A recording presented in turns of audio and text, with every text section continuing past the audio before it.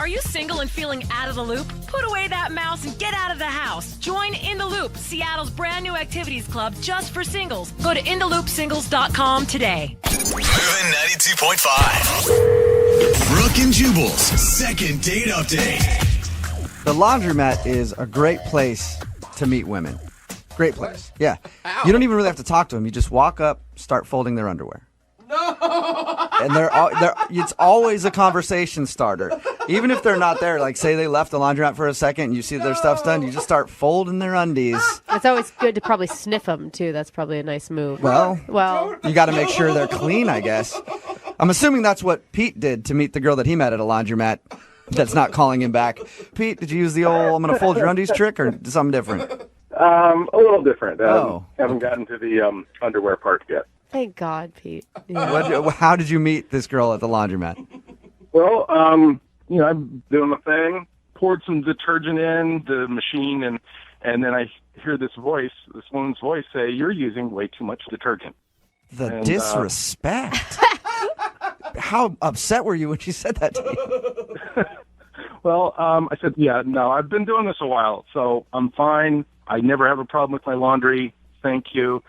And then I turn around, and there she is, and she's really cute. Okay. Because if she wasn't cute, you'd probably be like, get the hell away from me, lady. Tell me how to do my laundry.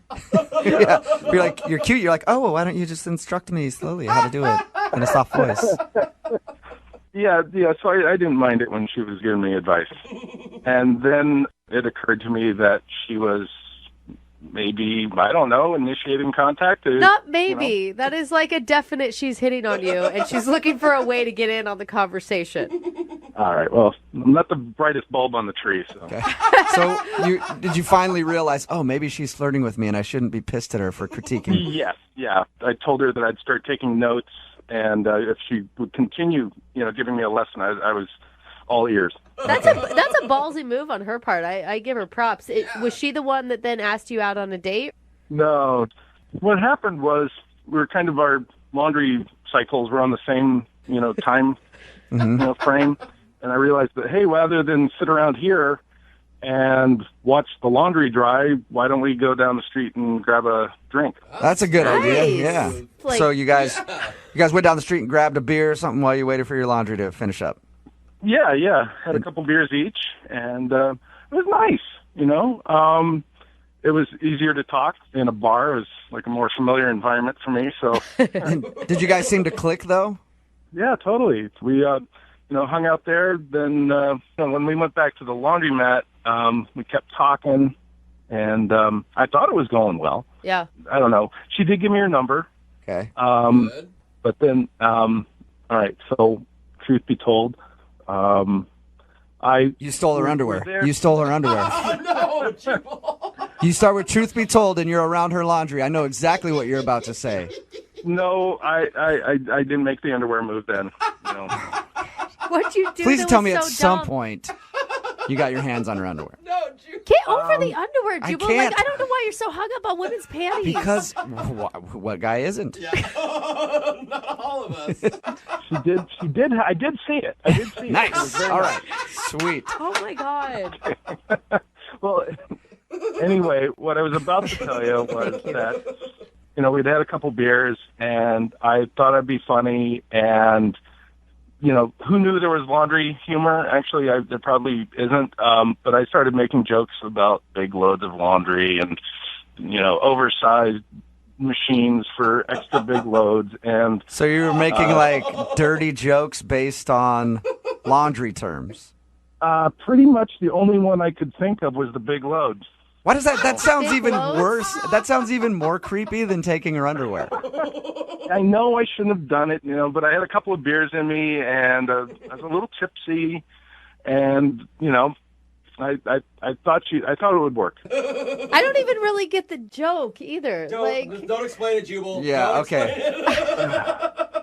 Loads of laundry. Yes. Big loads. I still don't get. Oh, Brooke, All you're right. so blonde Hey, text sometimes. in 78592 in Brooke. graphic detail if you understand what he's joking about. Describe it for Brooke. Otherwise, we'll move on. So you were making those jokes. Well, yeah, I made a few of the jokes, And then, she gives me this weird look, like, are you kidding me? And so I stopped, and... But she still gave you her number post bad laundry joke. Actually, let me see. I can't... It might have been before, like, when we were at the bar. Oh, yeah. So you just have her number. How many times have you tried to get a hold of her since your laundry date? We've actually talked once over the phone. Okay. And that went pretty well. So then, like, a couple days later, I texted her, and she didn't reply. Why would you have her on the phone and not make plans to see each other again? Like, what was the point of the phone call? Well, we did try to make plans, but she wasn't sure of what her schedule was coming up, so we decided to hold off and make plans a little later. So what do you think the reason is that she's not calling you back? Well, I'd like to say I had no idea, but it's probably the really crummy jokes I was trying out. Okay. Well, we'll play a song, come back, call her, and find out why she's not getting back to you in your second date update, okay? All right, sounds great, man. All right, man, hang on. Moving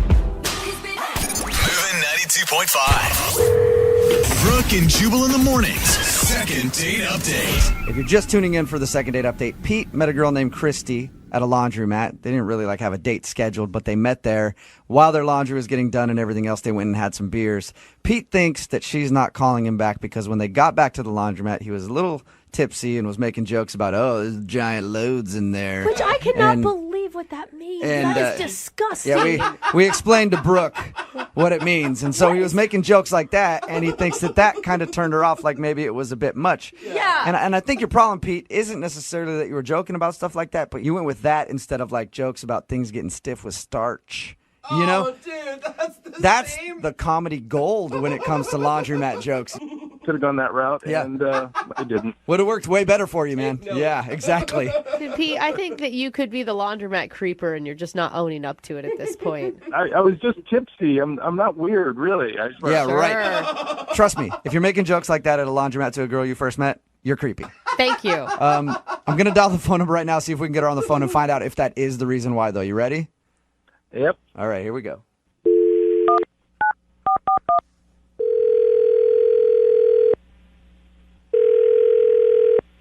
Hello, Hi, can I speak to Christy, please? this is Christy. Hey, Christy, how are you? This is Jubal from Brooke and Jubal in the morning.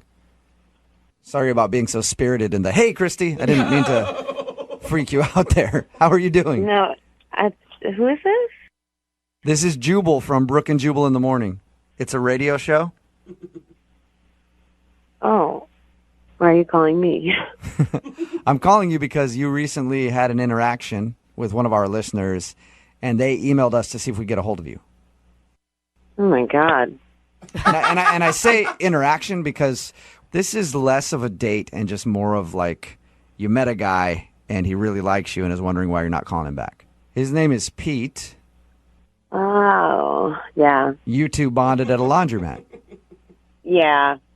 He wanted you to call me? Yes, he did. He says that since you guys met at the laundromat, you guys clicked and had a good time, and you've talked a little bit, but now you're not returning any of his phone calls or texts, and he would love to see you again. Is there any reason that you're not calling Pete back?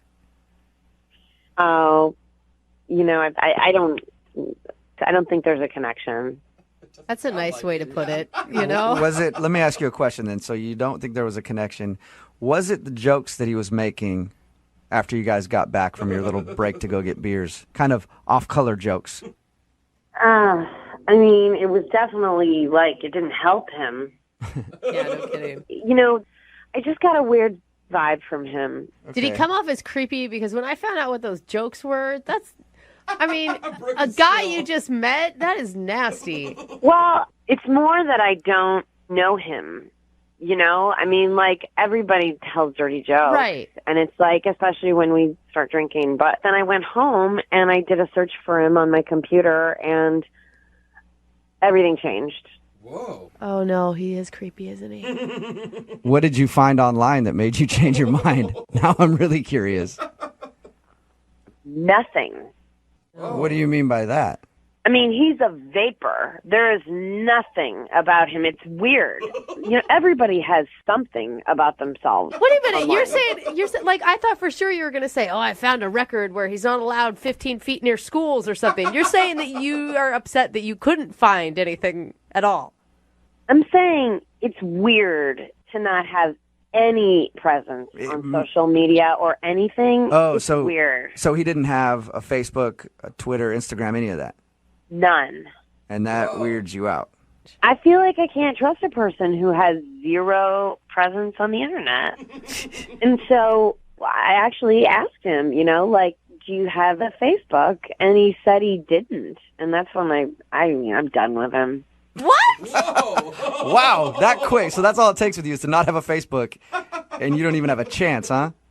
Somebody who is trying not to be found on the internet has something to hide, and I don't want to find out what they're hiding. Yeah, I guess I understand. I meet people that are always like, I don't do Facebook. I don't, and I'm always like, what are you? A mass murderer? I can't trust you. I think this would be like a godsend to find a guy that wasn't on social media at all. Like the two guys I know that have zero social media presence are both like construction worker guys who just aren't around computers very much. Sketchy construction. They're not sketchy. Yep.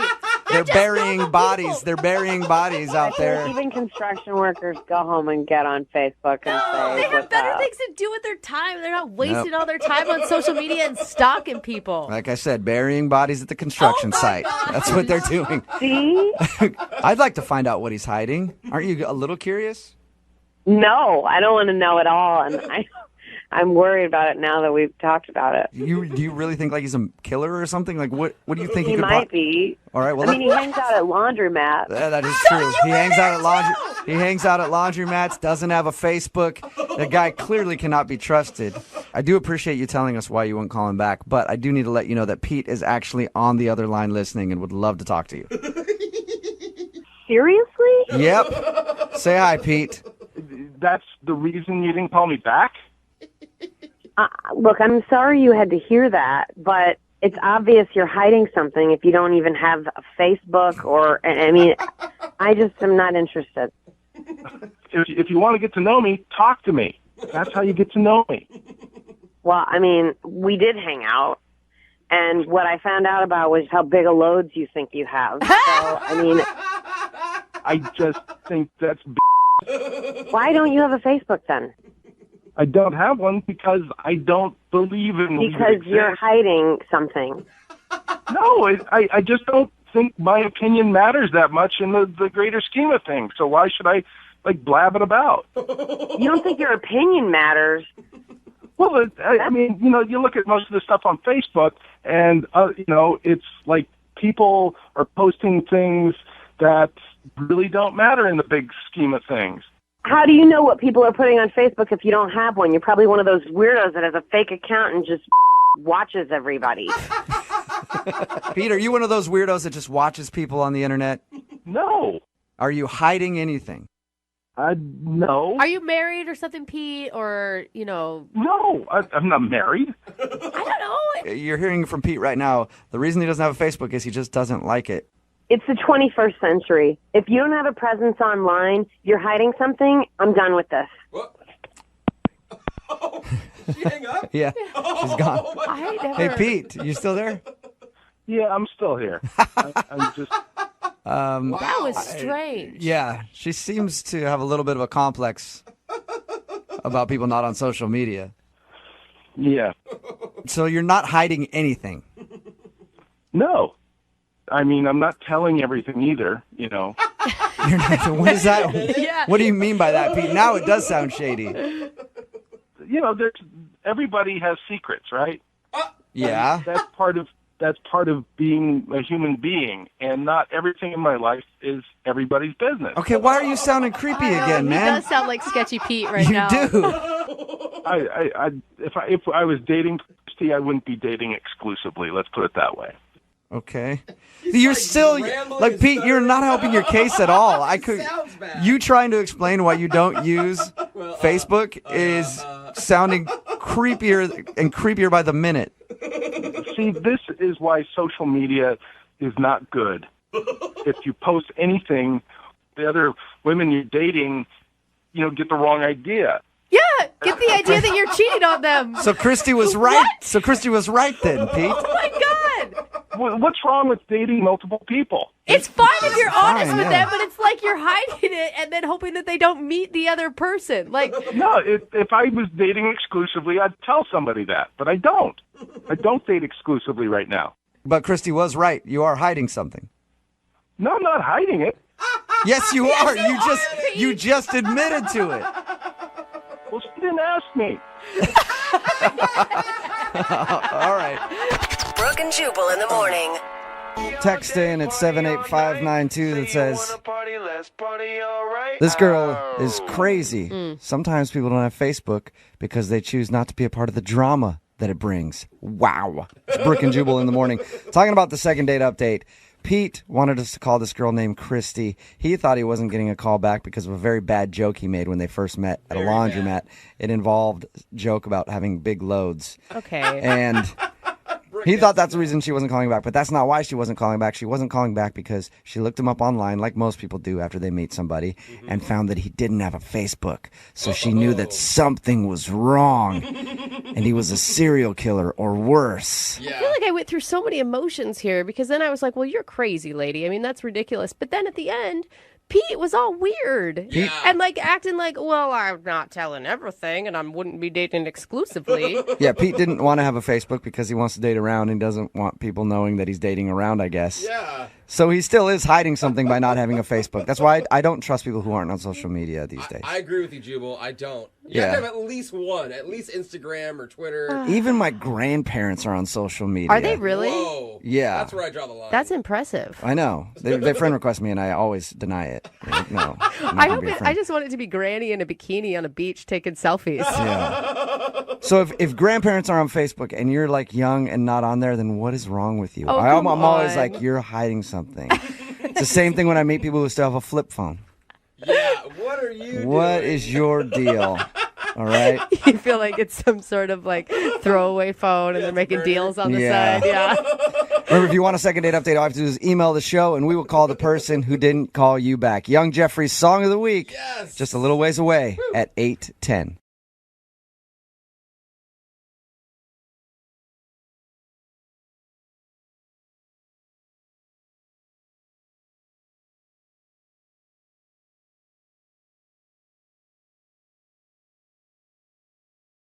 Moving 92.5. Brooke and Jubal's second date update. You know, one thing that dudes do all the time online is they lie about their height. Oh, yeah. And You as have somebody to. who's 6'4", it really bothers me.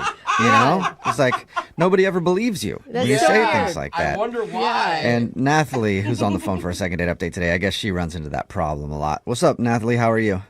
Hey, good. How are you? Good. I'm annoyed for you being a super tall guy myself. Yeah, then you get it. Yeah, No, definitely. I He's get it. really short. He's looking up to his mic. Yeah, exactly. So you have problems with guys lying to you about their height all the time? Are you tall? I am, yeah. I'm Okay. 5'10". Okay. It's not super tall. I mean, it's tall. It's not crazy tall. Yeah. Do you have like some requirement where you'll only date a guy over however many feet and inches? I prefer that they're taller than me, so at least 6 foot. Yeah. Okay. I think a lot of girls think that way, too. Yeah, I know my best friend who's 6 foot tall. She always wanted to date someone like 6'4". She ended up marrying someone 5'10". So I'm just saying, keep your options open. You never know. There's just something about it that it makes me feel feminine when I can look up at the guy. Well, most of my life I've dated women that were taller than me, and I always thought it was funny when they had to bend down to kiss me. But I can see how that would be a little awkward sometimes for you. So the guy that you want to call today, was he tall enough for you? Yeah, he was. Okay, what's his name? His name's Jacob. Jacob. All right, and where did you meet Jacob? So we did meet over social media. Okay. He was really easy to talk to, and of course we talked about his height, and he said he's 6'4". And is he? He is actually, yeah. Wow. Okay. Congrats. I bet Yeah, you've come good job. up with like, I bet you're pretty good at like being able to spot who's lying. Sometimes I can, but sometimes I can't, and they show up, and I just think, oh my God, why did you lie to me? Like, I obviously know now that you were lying. It's just a bad first start. All right. Yeah. Well, this guy at least met your height requirements. What'd you guys do for your date? So we met up at a bar just for a drink, and I mean, oh my gosh, when he walked in, not only was he tall, but he was He's gorgeous. Good. We had such a great time. We were laughing. We were telling a bunch of different stories. Yeah, it was really good. I mean, when you're describing it, your smile sounds like it got bigger. Like you have a huge crush on this guy. Oh my gosh, yeah, I was just smiling. Okay. So what happened on your date?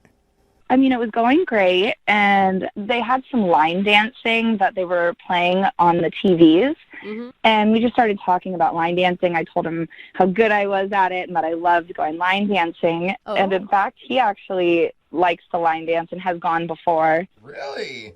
Yeah. So we actually decided to go right away. He said, well, why don't we get out of here and go to this spot down the street and we'll go line dancing. That's so cute. Is that why you think you're not getting a call back? You're not actually good at line dancing? Now you're the liar? Well, we actually didn't go line dancing there. The line was really, really long, and it just wasn't moving. Okay. So he suggested that we go back to his spot, and he said, why don't we just go watch line dancing music or movies, and we could line dance in my place. I've got beers, I got the whole setup up there, so that's what we decided to do. Hey. He has a whole setup for line dancing? Sketchy. Yeah, that's weird. You shouldn't be wanting to call him back. Anybody who has a whole line dancing setup at their place is definitely suspect. I mean, he didn't have a line dancing studio or anything. Well, that's a disappointment if you ask me. So how did that go? I mean, did you guys just line dance the night away? I mean, we did a little bit, but it really kind of went more into like a pants party. Yeah, pants off party is what you mean, right? All right. We all knew that was going there. Horizontal dancing. Like, I'm surprised you did any dancing at all. Yeah. He's like, I'm not set up for this. Yeah. If you wanted to come back here and line dance, that's fine, but no funny business, lady. Go somewhere else. Yeah, this cowboy doesn't do that on the first date. Cowboy. You mosey on out of my apartment. And you spit in your spittoon that's in the corner. So you guys hooked up then? We did, yeah. I mean, we didn't go all the way. That's not usually something that I do on the first date. But, things got fun, and we had a good time, and I did stay the night. Oh, you did? I did, yeah. What was it like in the morning?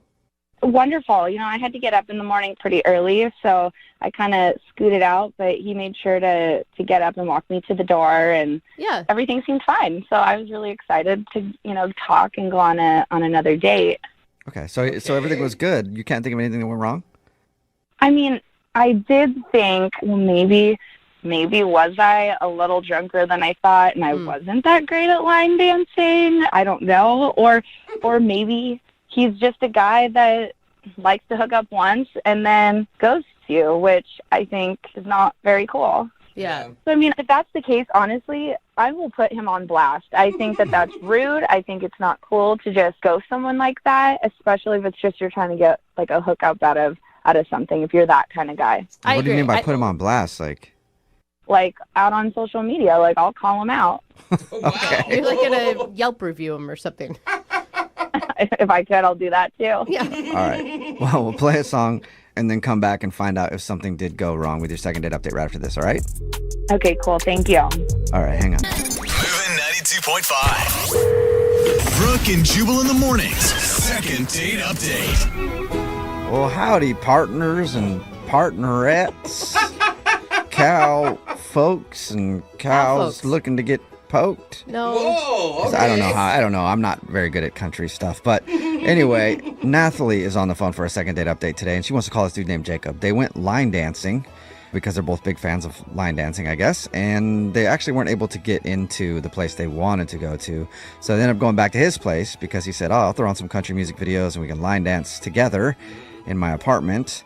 And then that turned into the pants dance, which actually should probably be the no pants dance. Anyway, they messed around a little bit. They didn't hook up all the way, but now he's not calling her back, and she's trying to figure out why. Okay, Nathalie, are you ready to give Jacob a call?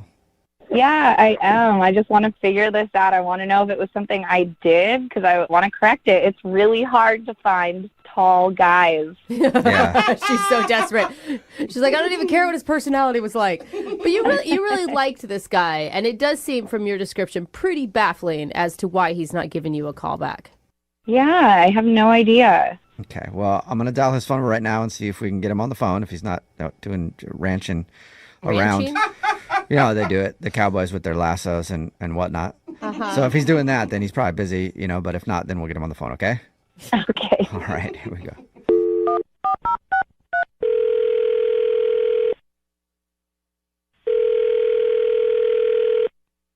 Hello? Hi, can I speak to Jacob, please? This is he? Jacob, what's up, man? How are you? I'm fine. Who is this? Good question. This is Jubal from Brooke and Jubal in the morning. Partner. Okay, I don't know. I don't know what that is. Maybe you should have said howdy. It's a radio show. It's called Brooke and Jubal in the morning. Okay. Yeah. So. Still don't know what that is, do you? Mm-hmm.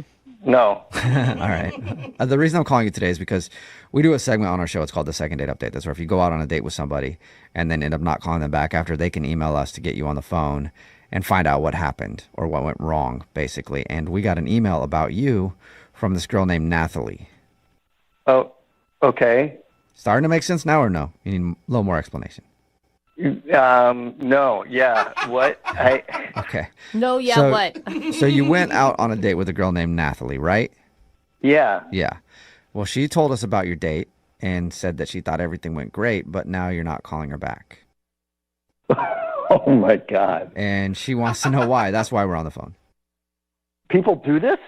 Yeah. Yep. Yeah, we do it like a lot. Like surprisingly. I mean, but you got to think about it. People are getting ghosted left and right. And I mean, that's what she feels like you did to her. And she has no idea why. Her description of the date sounded pretty dreamy.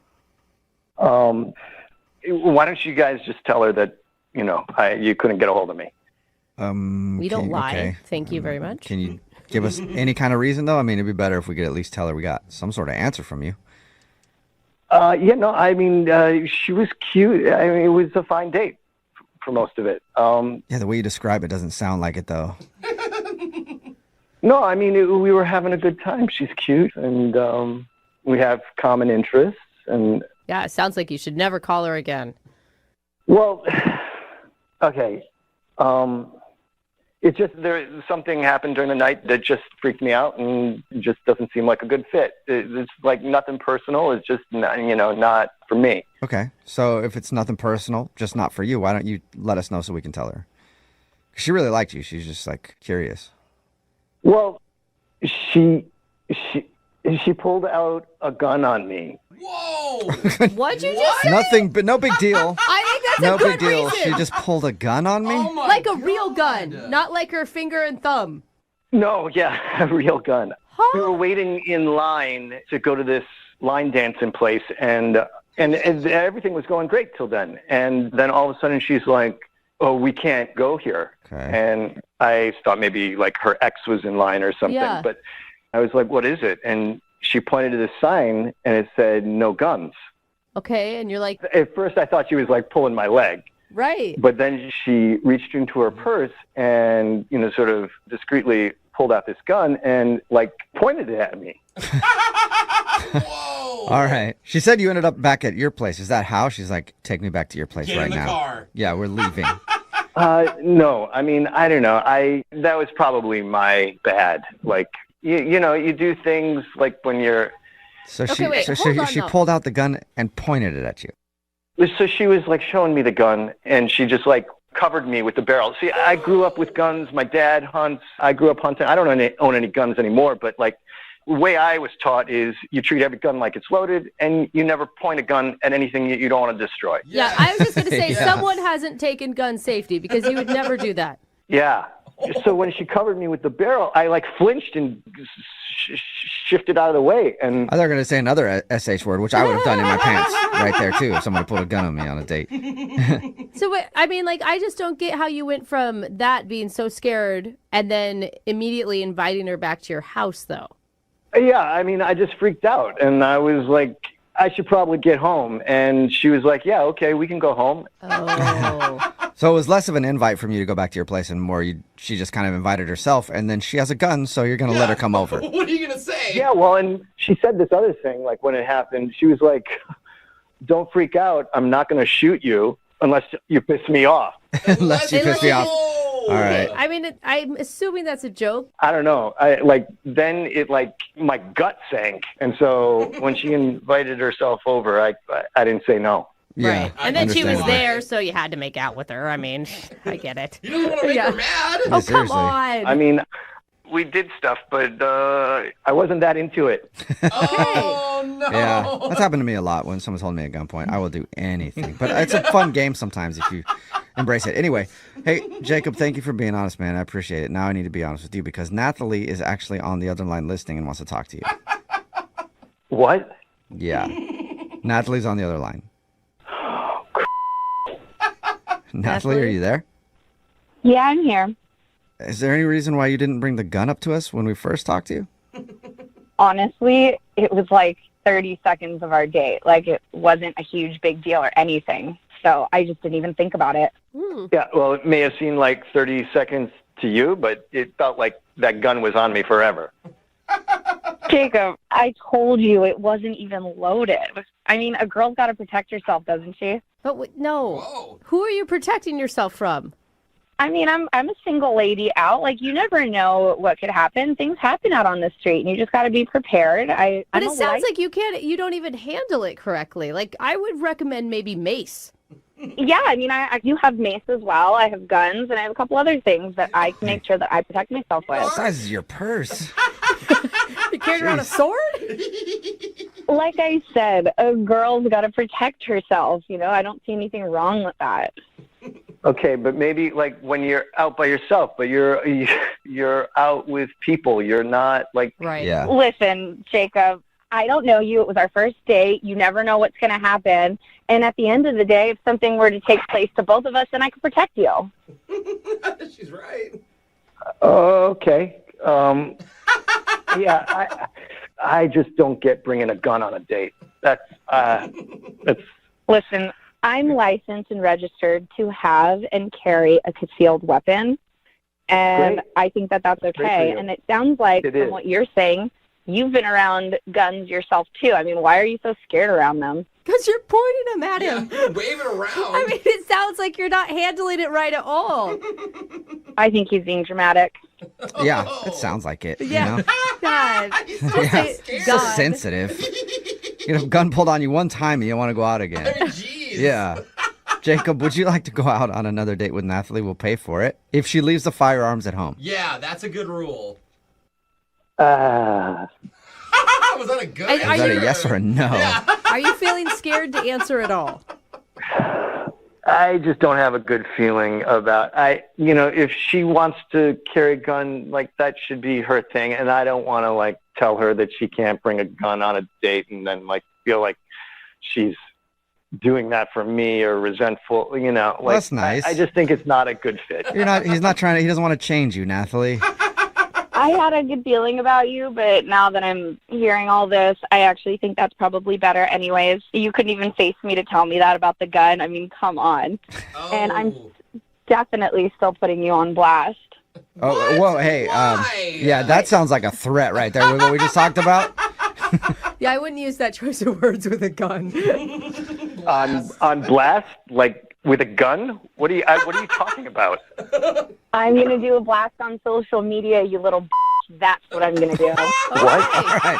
A little aggressive there, Nathalie. No second tape, but Nathalie, at least you know why. And Jacob, hopefully you find a girl that is a little more your speed. Yeah. As long as someone doesn't point a gun at me on a date, yeah, I think we'll have a good time. Oh, well, good luck with that. High if that even expectations. exists Yeah. anymore. Oh, man, it's hard Yeah. to find. Yeah. Brooke and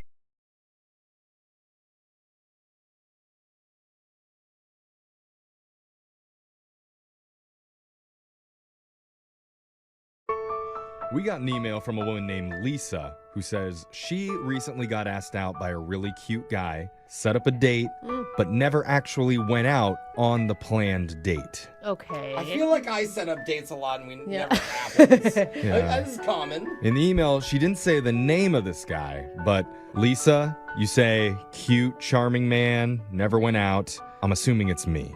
What? And Lisa, I did not see that. I just want to say I'm sorry.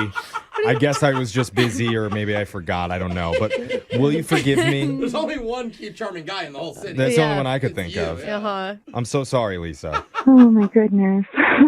Oh, she sounds heartbroken. No, She she sounds doesn't. real heartbroken, Jeffrey. I don't know. I could send you like a God. signed T-shirt or something. Would that make things better? How about if you just help me with my real second date situation? Lisa's not here for your shenanigans, Jeffrey. Yeah. All right. Well, tell us about the other cute guy that you want us to call. What's his name? His name is Drew. Okay. Okay. Drew's a hot dude name. Yeah, all right. Sure. Ugly Drews. All right. Okay. If you think so, Jose, that's fine. Where'd you meet Drew? I was out on happy hour with my friends at work, and he was there with a few of my coworkers. We have a mutual friend in common. She was sort of, like nudging me with her elbow, like, go over there, kind of talk to him a little bit. That's so fun. I love that. I like how her voice keeps getting higher and higher the more she talks. And it really does in real life, Yeah. too. Like, come on, you want to. So how did you and Drew, spark a connection? So we hit it off really great over drinks that one night, and he got my number from my friend and reached out to me and texted me saying he wanted to go out on a date. Okay. Oh, nice. Cool. All right. And you were obviously excited. What happened from then? So he really took charge with the date planning. He said he wanted it to be a surprise.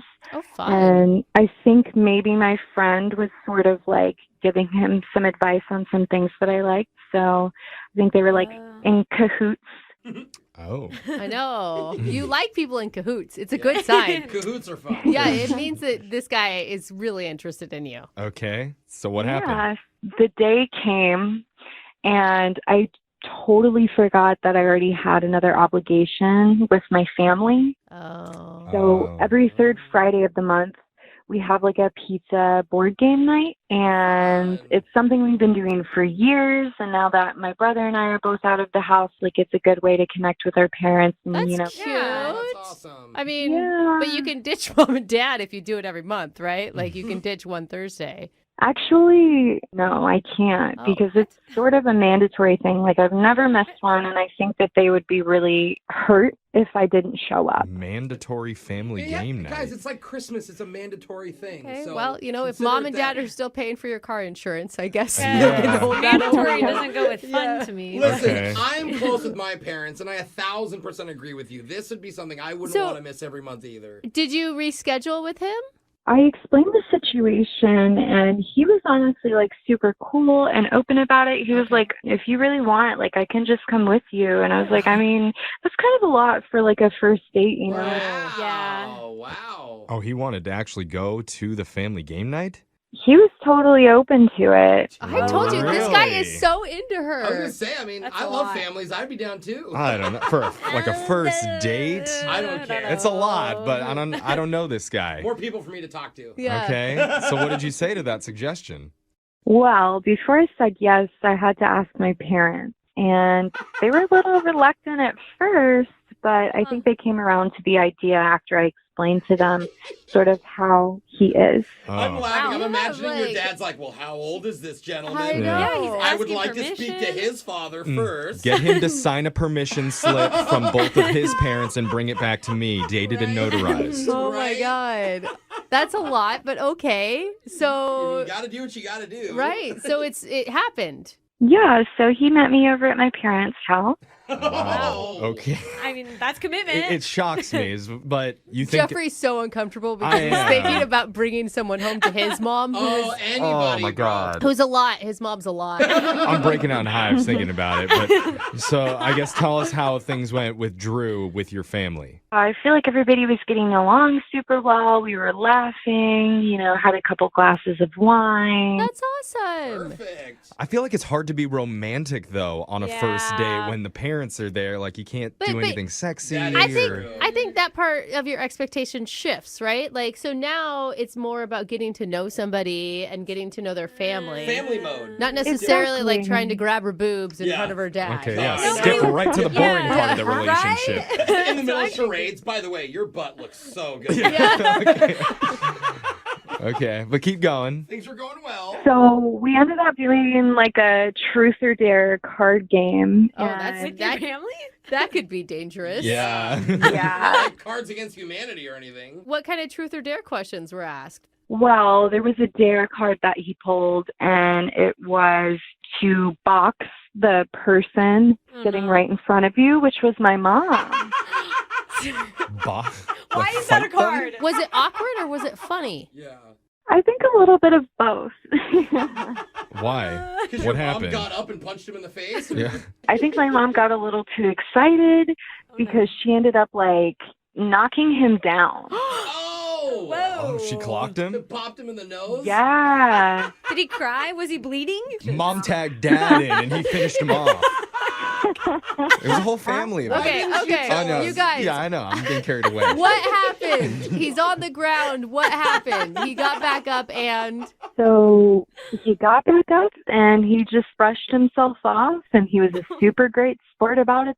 I think, about an hour after that, he said that he needed to go home and fix his lip. Oh.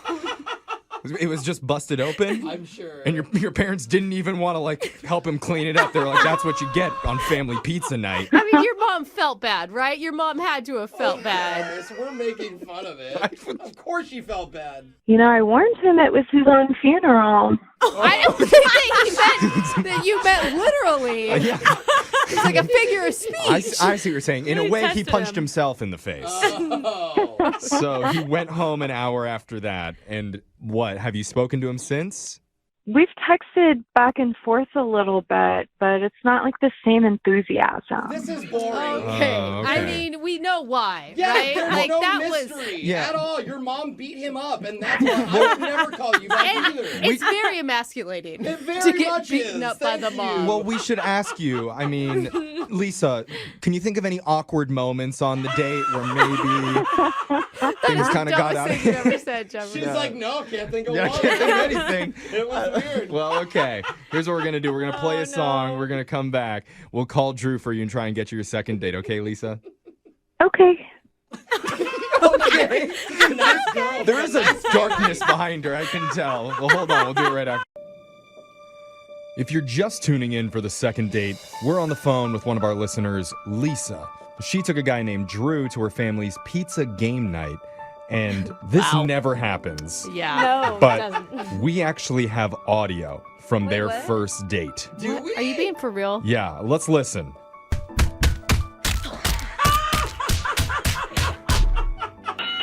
Oh, Yeah. wow. And that was family time. That was amazing. Yeah. Because while playing Truth or Dare, one of the dare cards said to fight the person directly across from you. And for Drew, that was Lisa's mom. Uh-huh. So mom got out her boxing gloves She was about it, dude. and decked him right in the living room.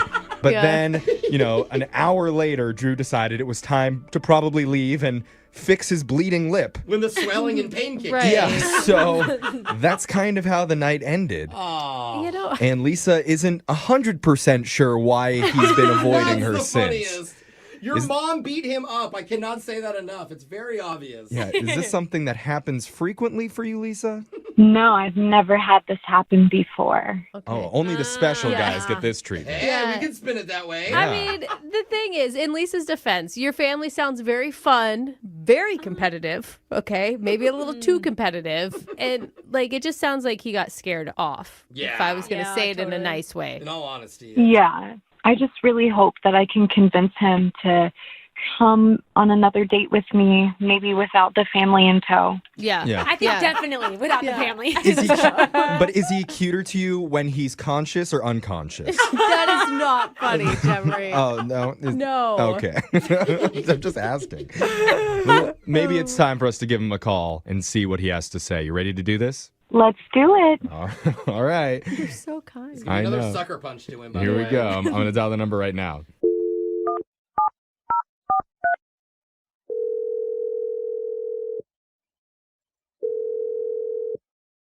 Hello?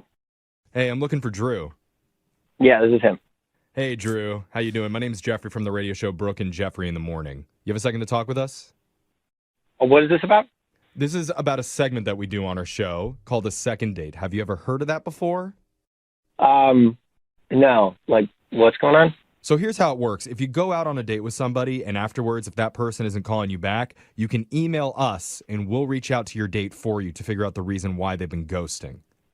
I haven't been ghosting anybody. No. Okay. No, That's- she did say they were texting back and forth a little bit. Oh, okay. Well, Yeah. Change. this girl feels like you've been a little bit hard to get a hold of. Her name is Lisa.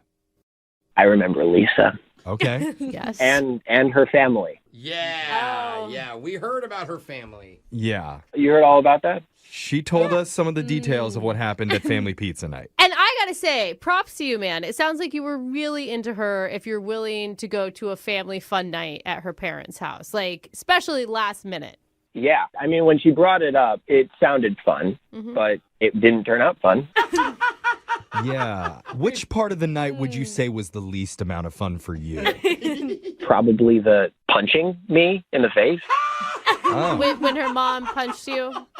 Yeah, and it seems so purposeful, too. Like, they set it all up and everything. What? Well, Wait, I mean, hold on. We didn't she told us that it was part of Truth or Dare. It was one of the Dare cards that you drew, and unfortunately, her mom was sitting across from you. They could have easily set it up. It felt like that, at least. Her brother, we went to go to the kitchen to go get a beer, and he's like, look, if my family's not a fan of you, then they're going to kick your ass, What? is what he said. Yeah. So wait, he it was actually rigged. threatened you when you guys were in the kitchen, and you didn't think he was being funny. It wasn't like a joke, ha ha ha. I mean, I did think it was a joke at the time, but then I was laying on the carpet in the living room, and I was like, oh, wait, no. Oh, wait, maybe he wasn't joking anymore. Maybe he wasn't joking. It was Yeah. super random that all of a sudden there were boxing gloves available. All of us were kind of confused about. Yeah, but a lot Some of people them work. kickboxing. I have some in my trunk of my car right now. Okay. Yeah, and people work out in their living room, and she could have just Look, you had don't them. understand. Like, it seemed like they literally set this up. There were 2 sets of boxing gloves in the closet. Her mom grabbed know. one. Lisa said, she's really good. Don't go lightly. And I was like, what? Wait. She's your mom. And then all of a sudden, her brother brought out this boxing bell, dinged it. What? And then her mom just, like, went right on in. You got set up, Wow. bro. You got Wait, set up. no, was Lisa in on it? Like, maybe this is just something her family is doing. She seemed like she was having a great time. Her mom danced over my, prone body. Bro, this is like the plot to Get Out. Yeah. They were all in on Exactly, it. dude. exactly. This felt like the white version of Get Out. Yeah. Okay. Well, They got you out. It worked. yeah, I mean, I don't want to make this any worse for you, but I do need to tell you it's about to get a little bit weirder. It's another A lot setup. weirder. I told you, another sucker punch. Yeah, because Lisa's actually on the other line listening, and she wants to talk to you. Oh, my God. Surprise, Lisa! Oh, ding, ding, ding, ding, ding, ding. What in the world? Oh. Oh my God. What do you mean? So embarrassed. So wait, so you don't think this is weird at all? That your family and your brother came up to me as I was leaving. He's like, "You're a." What? What? Yeah, he was being a about it, Lisa. Well, in her brother's defense, he wasn't totally wrong. Oh, come on. I mean, He did get beat up What by is a he got beat up by the supposed mom. to do? Oh, come on. Lisa, why aren't you coming in and apologizing profusely? I really am so incredibly embarrassed. I just don't know what to say. I just sort of wish you would have lasted like a minute or two longer to earn their respect. What are you talking about? They don't mess around. I warned you before you came over that it would be your funeral. What? No, let's stop that. Is this what you guys do? Hey, bring a knife, by the way. How many guys has your mom knocked out? Ooh, I wanna this is the know best that. question that's been asked. Oh, yeah. That's true. What is it? Lisa? Well, the last person I had over for family game nights was my high school boyfriend, and that was years ago. He's dead. Yeah. Where's he buried? So wait, this has happened before? Your mom has wanted to box your boyfriends in the past? It's sort of like a rite of passage. So, yeah, they do box, but he lasted a lot longer. Oh, wow. It's like a test Wow. of a lot of sorts. Like manliness. How are you okay with this, Lisa? To be honest, I thought my mom went kind of easy on him. She could have done way more damage. Oh, really? I kind of wish I saw this. What are you talking about, Lisa? You saw her. She was like a tiger that was unchained. I don't know. She smelled blood in the water or something. She was quick, but honestly, she held back. Now I'm confused why Lisa even called us for help. It sounds like she just wants to rub it in this guy's face. I don't know. Maybe it's a good sign, right, Lisa? Maybe there's still potential with Drew and your family. Yeah, that's true. I called you guys because I really like him, and I think that there's potential in the future to do better. Wait, Okay. like a rematch? What do you want me to do? You want me to take some boxing lessons? Yeah, what's going on? Go against the brother. Yeah, she'll take you to like a little meat locker. You can punch the little things hanging from the ceiling. Have a little Rocky moment. This is so weird. No, I think I'm good. As soon as you get a KO on yeah. her mom, then that means it's marriage Dude. time? Like, what is going on? I want to watch this. I hope it's the pay-per-view because I would love the rematch. I want to order This it. is so weird. Even though you went down early, I think my mom really saw something in you that night. What?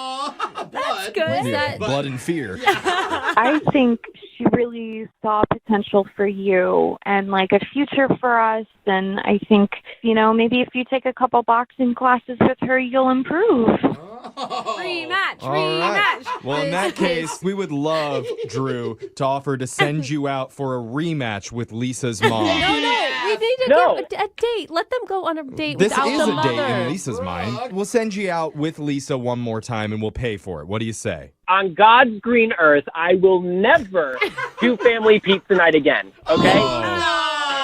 Yeah. Yikes. Yeah, okay. Match over. Yeah. TKO. I guess Lisa's brother was right. You kind of are a puss. Oh, don't even, Jeff. That's not fair. The girl who's on the phone to do a second date today had her date end in one of the most awkward ways possible. Whoa. Her name is Meredith. Meredith, how are you? Hey, I'm doing okay. Good. Thank you for doing a second date today. Appreciate it. Yeah, no, thanks for having me. You're welcome. We don't normally do this, but why don't we start this second date with the end of your date? Oh, good. Let's start at the end. Because I was dying to hear what happened. Why don't you tell everybody what happened? Oh, it ended with a hug. Right? Ouch. That's not okay. that bad. But that's What's not wrong with the that? worst part. Oh, that's not it? What happened before the hug? Okay, so keep in mind that we spent almost 3 hours together.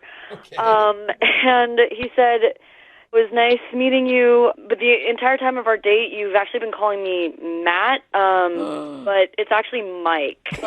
So you were calling him the wrong name the whole evening. Yeah, but he didn't correct me, you know? I think that's on him. Yeah, I mean, how am I supposed to know? I heard it incorrectly, and he never once tried to correct me again, so I had no idea. He did correct you at the end. And what did you say after he said, actually, wait, is his name Matt or Mike? Now I'm confused. I was calling him Matt, but his name is actually Mike. Okay. And what did you say when he corrected you finally at the very end? I was just so embarrassed. And I was just like, I am so sorry. I had no idea. So how did you meet this dude? We met at swing dancing class. Oh. Okay. Okay, so like you- previously or that night? It was literally that day. Like Okay. we did the swing dancing class, and then he asked me to go to the bar right after. Oh, that's good. Because I imagined you having classes with this guy for weeks and weeks and weeks. No. and then- It was the first class. I'd only heard his name when he first introduced himself, Okay. or the wrong name. Okay. That makes it a little more excusable then if it's Right. the first night that you met him and you got his name wrong. Not if you guys had known each other for a while. Yeah. Right. And I assume you thought that the drinks after dancing were going great. Yeah, I was having a really good time, and I thought he was too.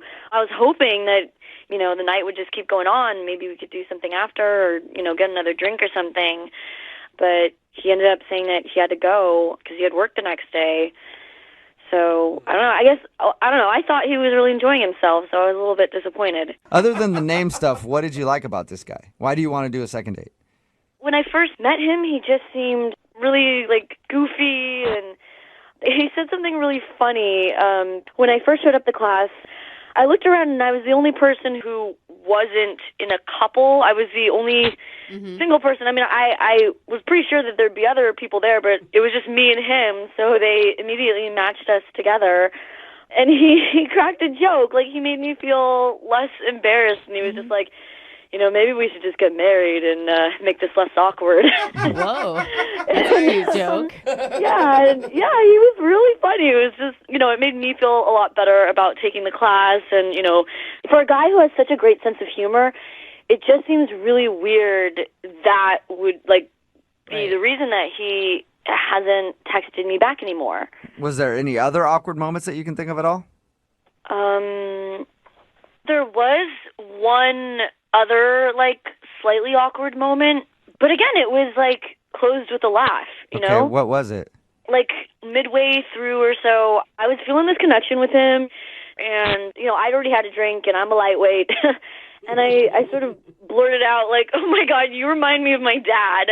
Oh, nobody wants to be reminded of their dad. Oh, man. No, it was. I feel like that's worse than calling him the wrong name. I mean, can you imagine if he would have said, "Oh, you remind me of my mom"? Oh, gross. But no, I didn't mean it like that. Like, I was like, no, not in that way. Like, you know what I mean? Like, my dad's really funny, and he cracks these jokes. He just reminded me of that, like, kind of goofball, the way that he cracks jokes. So he had dad humor. That's always a compliment. But, like, I love my dad's sense of humor, and it was just something that I thought I could connect to him with, like another thing. But if it's a guy that you're romantically interested in, you might not want to draw that comparison. It's a good piece of advice. Right? All right, well, we'll play a song, come back, call your sort of dad guy named Mike or Matt or whatever, and get your second date, okay? Hey. We're halfway through the second date, and if you're just joining us, Meredith is on the phone, and Meredith wants to date her dad. No. Well, oh my God. Kind of. Unfortunately, I think her dad's spoken for, so she wants us to call a guy named Mike today. The reason I say that is because during the date, Meredith laughed and said, "You remind me of my dad." And there was an awkward moment then, and there was also a major awkward moment when at the end of the date, Mike said, "Hey, by the way, you've been calling me Matt all night." And then they shared a hug, and he walked out of her life forever. Oh, my gosh. Okay, Meredith, we're about to call Mike and see why he's not calling you back, even though we think we might know the answer. I feel horrible that happened, but we had such a good chemistry together. Yeah, but listening to that recap, don't you even feel like you totally ruined that date? Not totally. I mean, under the circumstances, it wasn't the worst thing that could happen. Yeah. You just told him that you remind him of your dad. That's all. I mean, you Not a could have big said deal. it while you guys were naked in bed together, and that would have been worse. You're right. Oh, God. He knew it was the sense of humor. I explained, All right, I'm going to dial his phone number right now, okay? Oh, God, I'm nervous.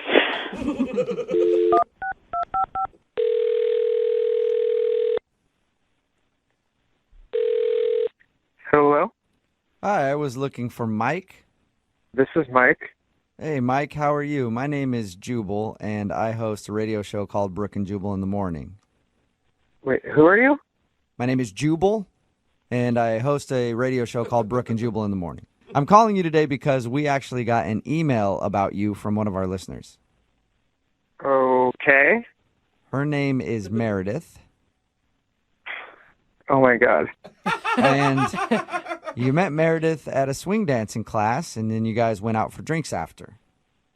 Yes, that happened. Okay, that is confirmed. Good. Okay. I'm glad we got that out of the way. We're all on the same page. Well, Meredith is wondering why you're not giving her a call back after your date. Really? Yeah. So she asked us if we could get you on the phone and figure out if she did something wrong. All right. All right. Well. All right. What? All right, you can tell us what happened, or? Is this whole thing just a joke? No, it's not at all. It's a segment we do on our show called The Second Date. That's why I'm calling you today. I'm wondering if Meredith did something wrong on your date. I don't know. Not really. I just don't think we're a great match. Is it because she called you Matt instead of Mike the entire time? How do you know that? Oh, because we talked to Meredith about your date, and she told us everything that happened. She also said that there was one awkward moment where she kind of compared you to her dad, and she thought maybe that was the reason that you didn't want to go out with her again. That's what I think. Yeah, that was definitely a little weird. Yeah. Well, I mean, a lot of people like their parents, so that was probably... Well, I mean, just in general, that was maybe a compliment. Mike, you ever think about that? It's a weird thing to say. So was that it? Is it those two things then, calling you the wrong name and comparing you to the dad? Yeah. Those are pretty big things. It was that and something else. Well, what else was there? Even more? I don't know. She just kind of ticked off a pet peeve. It's like, it's more me than it is her. It's like, it's not her fault. She's a sweet girl. That's like the worst breakup line ever, though. It's me. It's not you. What is it? She was doing this weird thing when we were at the bar, and maybe she was doing it all night, but I only noticed when we got to the bar. But I was telling her a story, and she goes, "Oh my God, are you smurfing serious?" Are you Smurfing serious? Is what she said? Yeah. Like the cartoon show Smurfing? What? Yeah, I guess so. I was just like, "What do you mean?" She responded by saying, "Your story is forking crazy." Forking? Oh, God. Yeah, she said forking. It was like every single time she went to swear, she just replaced it with a nonsense word. I mean, you got to give her a break. Like maybe she was just trying to be ladylike or watch her manners on a first date. I guess, but this isn't like the 1950s. You know, you can. It's okay to swear. Was it just that instance, or was it more than that? Yeah, like, you know, I'd be telling her a story, and then she just, like, cut me off and yell something like, "Holy heckle specs." Ooh, wow. She said that? Jeez. I don't know. Bleep I don't that think out, we man. can air that on the radio. That's edgy stuff. Cheese and rice. Goodness gracious, Mike. Poor thing. I think she sounds kind of cute. Hey, Mike, I do need to let you know that she's actually on the other line right now listening and wants to talk to you. Wait, are you serious? Yes, I am. Meredith, you there? Yeah. Hi, Mike. This is pretty weird. Yeah. Wasn't expecting that to come out of your mouth.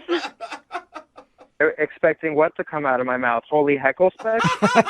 Yeah, you may have just pissed Meredith off there. Oh, I'm sorry for the word piss word. Sorry about that, Meredith. Hey, Jubal. I'm ticked off. I mean, did you want me to curse like a sailor the whole time? I mean, you don't necessarily have to swear, but if you're gonna do it, you should do it right. I know, but I don't like to curse, and you started doing it, and I kind of wanted to, you know, follow suit, but I don't curse, and so, you know, I just do what my sister and I do at home when, you know, that's when we started, when we wanted to, like, say things and, like, our parents were there and we didn't want to be disrespectful.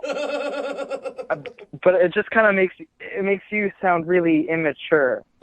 Well, cussing makes one sound really unintelligent and uneducated. Uh-oh. I guess, but it's just kind of hard to have a conversation when someone out of nowhere yells, "Son of a booger butt."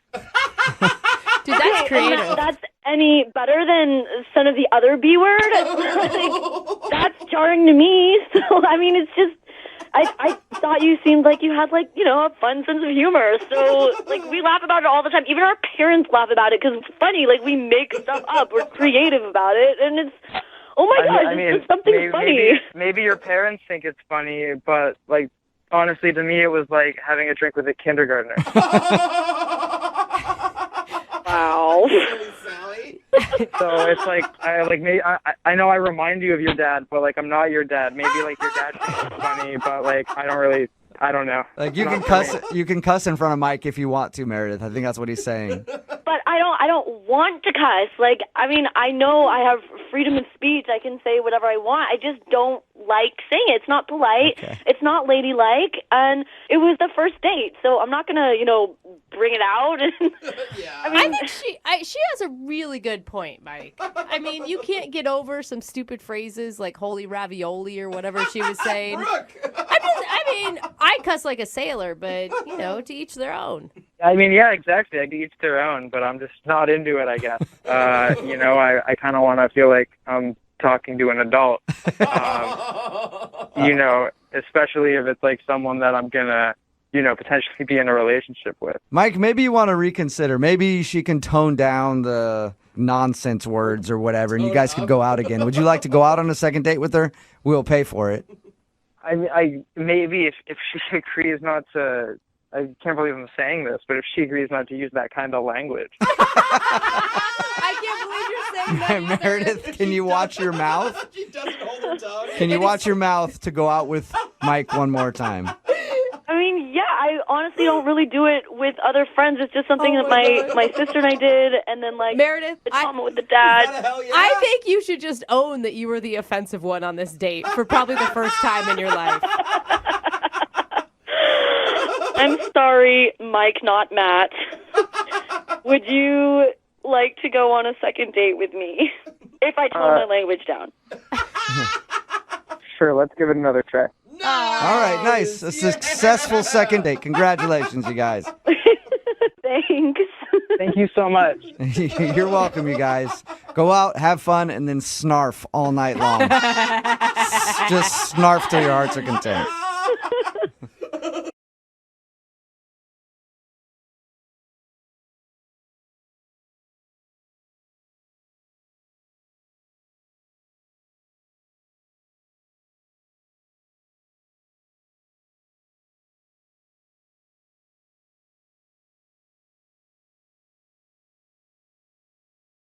Are you single and feeling out of the loop? Put away that mouse and get out of the house. Join In the Loop, Seattle's brand new activities club just for singles. Go to intheloopsingles.com today. Moving 92.5. Brooke and Jubal's second date update.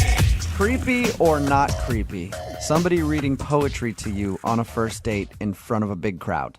I don't know. I can't decide. I need more information. I don't think I'd mind it too much. I don't if somebody know. read poetry. As long as their poem ended with something like, hey, it's our first date.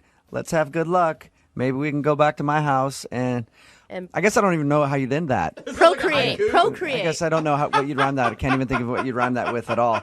But that's what happened on Lily's first date with a guy named Jamie. Apparently, she read him poetry on their first date. Lily, how are you? Well, I was fine until, you guys started calling it creepy that I... Correction, Lily. Nobody called it creepy. We said we can't tell if it's creepy. Yeah. We need to hear what happened. I didn't even know that was an option. We need to hear what happened first, and then we can make the judgment on if it's creepy or not. Tell us a little bit about your first date. So we actually didn't even know each other before we went to this poetry thing. I actually met him on the dating website, and one of his interests was poetry and music, so I was like, hey, let's do something a little bit different. I already feel like it's less creepy since you both have the shared interest of poetry going into it. Definitely. Thank you, Brooks. Yeah, I know I can count on you to be the voice of reason here. So, basically, I thought it was a great idea. And he ended up being, super cute. He picked me up. We did get a bite to eat before, and, it was just super chill. We, talked about music. We laughed a lot. Can you get to the poem? I get it. You guys did all the date stuff, and that's fun. But I'm really curious about this poem. Basically, the poem is just, kind of the story of how we met. And also, I did, a little bit of Google research about, his family and stuff, so I could surprise him, oh, look how much I know about your family and your old childhood pets and stuff like that. So I added that in just to That's kind of a little. You found out about his childhood pets and everything before you wrote. Well, there were pictures online, just different, something about a golden retriever that you had when you were a kid. It was cute. It wasn't creepy at all. So when did you read this poem to him? I guess that's what I'm confused about.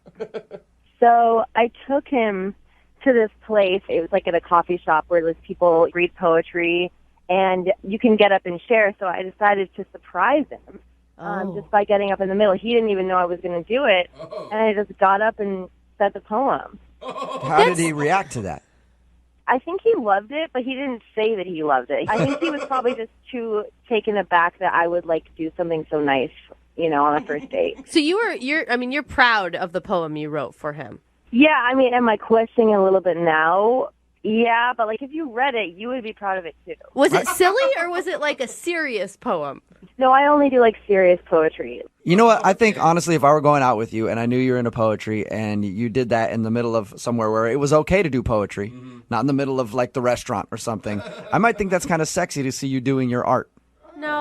No, I would. It'd be information about your childhood pets, dude. That's I don't know, weird. but if that's her thing, it'd be if I saw a girl sing or something, that would be sexy to me. So I might be flattered by it, even if you did a bunch of weird research. Yeah, I actually did end up crying a little bit during it because I got so emotional, because I was so involved in Yeah, I don't know about the crying.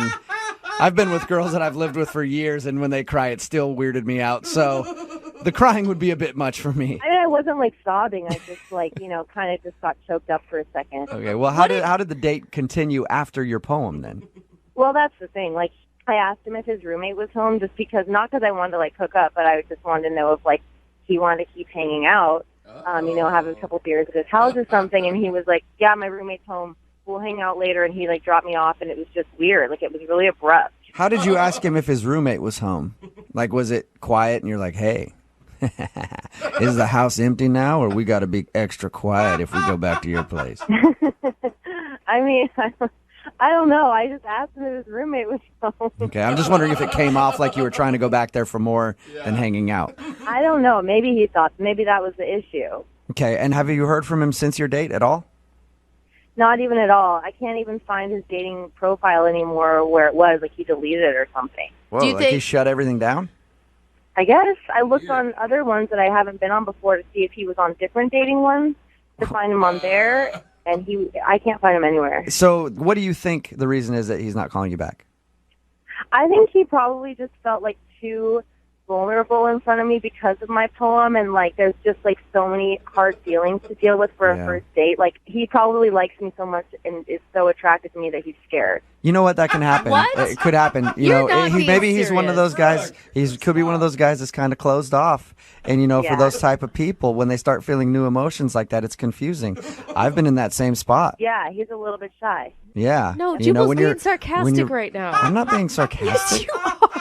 No, why would I be sarcastic? It's true. Maybe he liked it so much that he just doesn't know how to deal with it. And it scared him off. Yes. Or maybe he just thought it was really strange that you were doing so much Google searching and then wrote a poem about him and did it in front of, I don't know how many people were there. I don't know why you got to be mean to Lily. I'm not being mean, Lily. I'm just trying to be honest with you so when it comes up that's the reason that you're not shocked. I mean, like, the Google thing, it wasn't creepy. The way it came off was not creepy at all. He obviously wants to, like, have another date, but he doesn't know how to. Okay, well, let's solve that problem then. We'll play a song, come back, call him, and get your second date update, all right?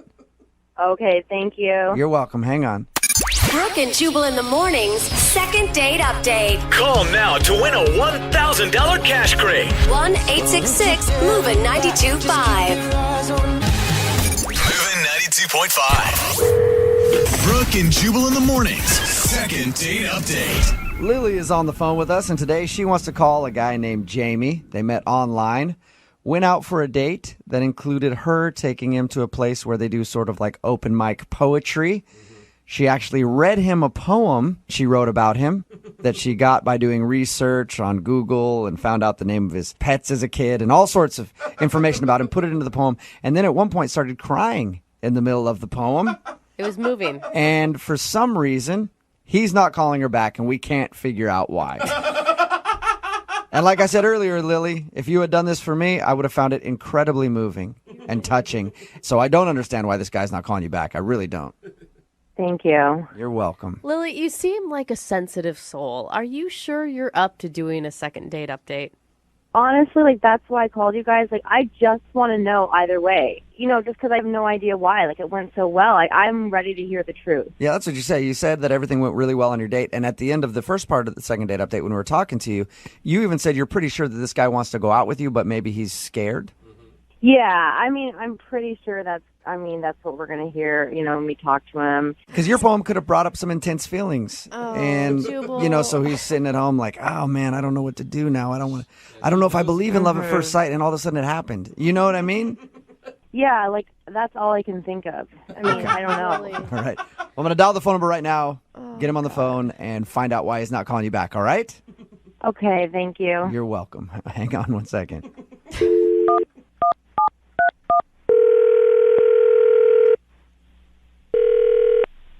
Hello.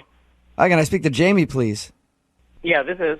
Hey, Jamie, how are you? This is Jubal from Brooke and Jubal in the Morning.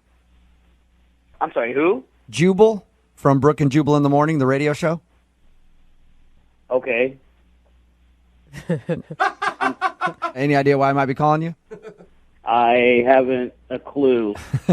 Well, I'm calling you because one of our listeners actually sent us an email about you and asked if I could get you on the phone. Really? Mm-hmm.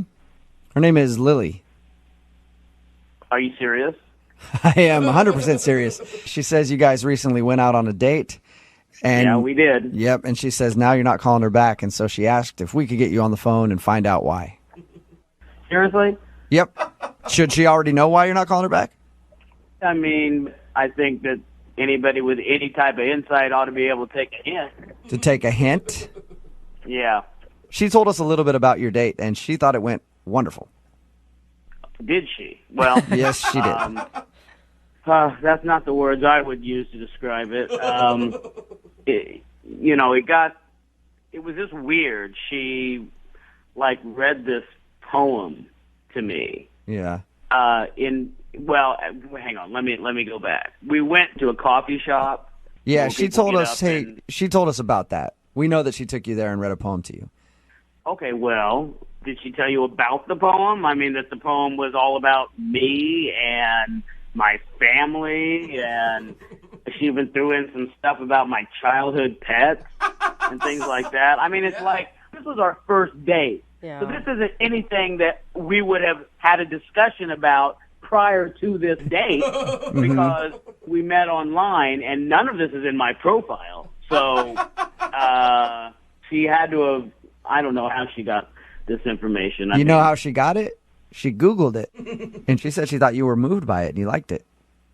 I mean, if she told you that she wrote this poem and that she did all this research about me, I don't understand why you're calling me to ask me why I'm not calling her back. Well, That's a very good point. I thought maybe there'd be another reason. No, you did not. There was not Do a I moment. need another reason? No. Not necessarily. I mean, if you didn't like her poem. She probably didn't even tell you this, but she cried during the poem. No, Jamie, she told us that too. Oh my gosh. Oh, she did told you that, and you still picked up the phone and called me? Yeah, absolutely. I had to find out if that was the reason why. Really?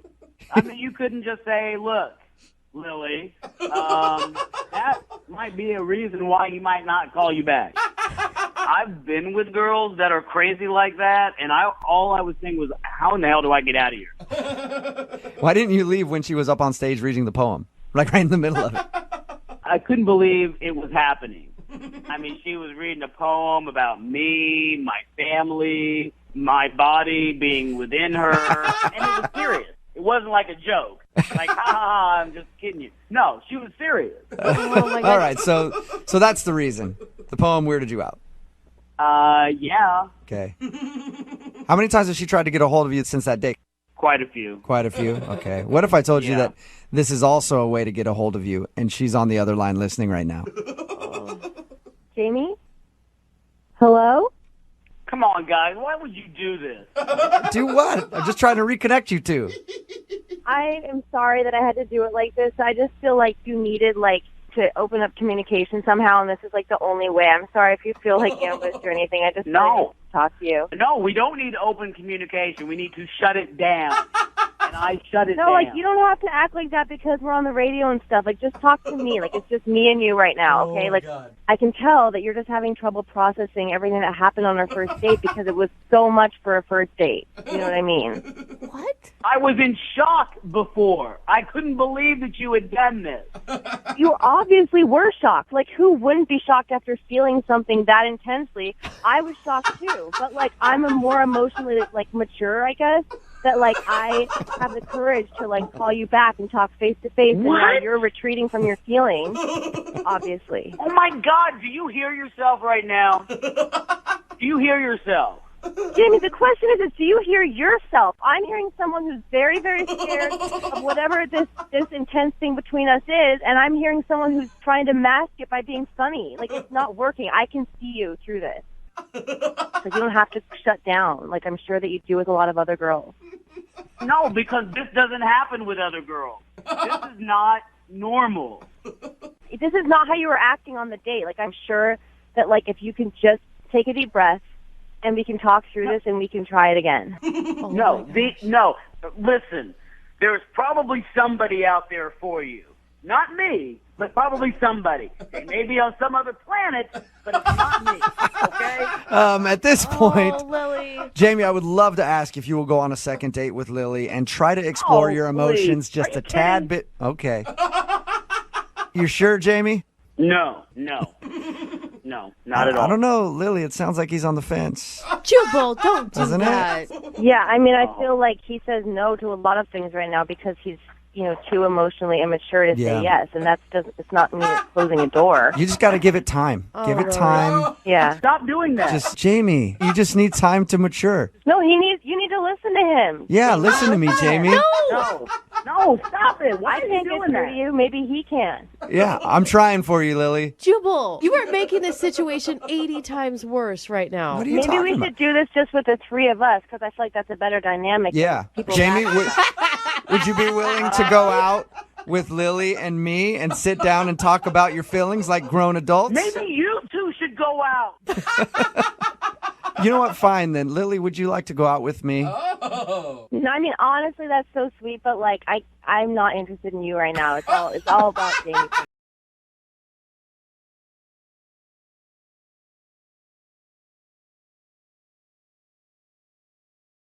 5. Brooke and Jubal's second date update. Bowling alleys are a great way to go on a date. I often find myself hanging around bowling alleys all the time just to help women on their form. What? Yeah, help That's correct not why them. you- I might not even know them. I just come from behind them and just go, hey, you throw the ball like this, sweetie. Sure. Sometimes you get slapped, but sometimes you get a phone number. Oh my God, I'd put a bowling ball in your face if I was there. Yeah, and that's exactly what I'm looking for. And Melissa, who's on the phone right now, went to a bowling alley on her first date, but now she's not getting a call back. Melissa, what's up? Hi. Hi. Guys. How are you? Did you actually know this guy before you went to the bowling alley, or did he just show up there and do my special trick to meet you? Oh no, he didn't. He didn't do your special Oh, trick. okay. I didn't know him. I actually met him through some friends. Okay, so was the bowling alley the first time you actually laid eyes on each other? Yes, it was. We texted a couple times, like about where we were going to meet and stuff, but that was the first time we saw each other. Okay. And what's his name? Jay. Jay. All right. And tell us a little bit about the date. Why do you think you're not getting a call back? I honestly don't know, guys. Like the date was kind of great, or so I thought. Like Right. we got there. It was a really cool place. It was bowling and beers. It was a good time. Like, we were cheering each other on. We were bowling. I'm not that good at bowling, but neither was he. Like, we were both, like, kind of, like, mediocre, but it was fun. Okay. Okay, so he wasn't like some extreme bowling enthusiast that would like put you down or not date you because you got a couple gutter balls. No, he was not, because he was not doing that great a job himself. So, Okay. yeah. And can you remember like a moment where you're like, oh, this is really going well? Well, the whole date was going really well, but I do remember a moment where I was like, okay, I hope I didn't, like, screw this up. Like, it just kind of got a little weird. It got kind of out of hand. So weird- the opposite weird- of what I asked. Yeah. Weird at a bowling alley can never be good. So we were bowling around, we had took a little break and we started talking. We were talking about placing some bets on the game, and just like bets like, Okay. oh, I bet $1 you can't hit a strike, or like I bet $5 you can't chug this beer in like less than a minute. Stupid stuff like that. Yeah, that sounds fun, And playful. I'm playful, and I'm always down for a bet. Like, I don't back down. Okay. So he bet me to to lick the inside of one of the bowling shoes. What? Oh my God. Yeah. What, are you in like 5th grade? I know. At first I was like, what the hell? Like, should I Please. do this? I want to seem down, so I was like, I kind of have to. No, please tell me you didn't actually do that. I absolutely did it. Oh my God.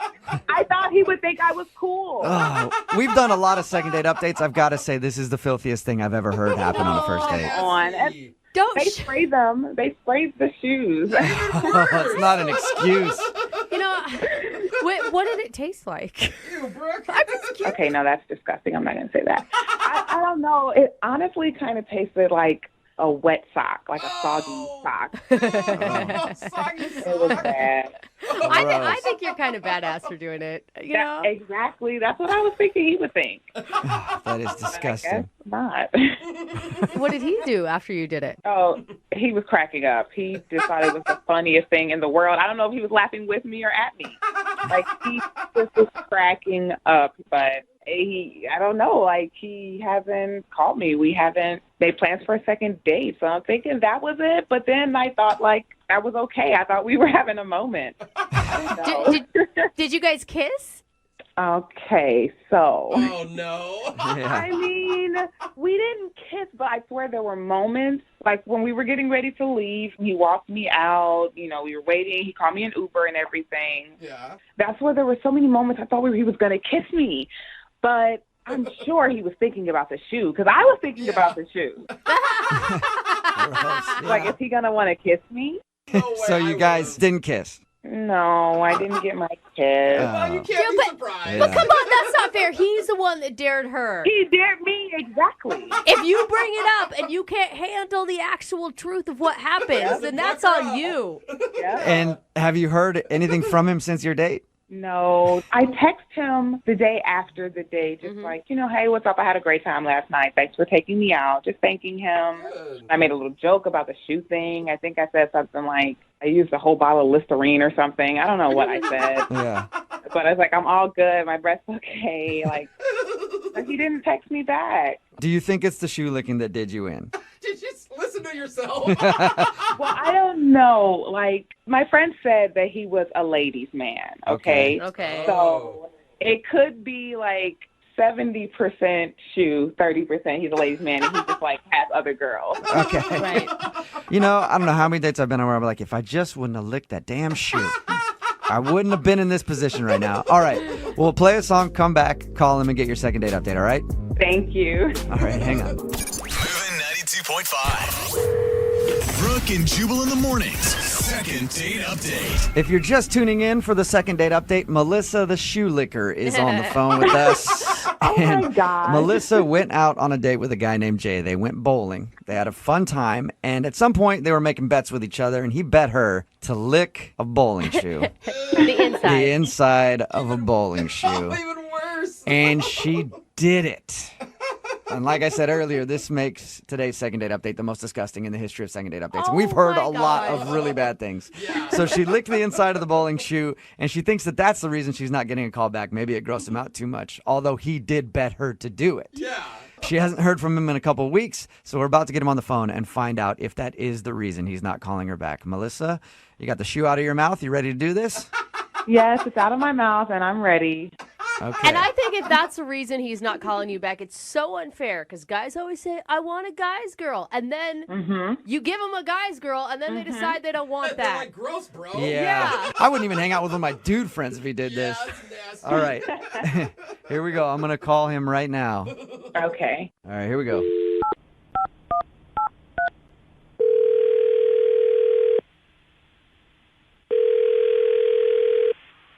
Hello?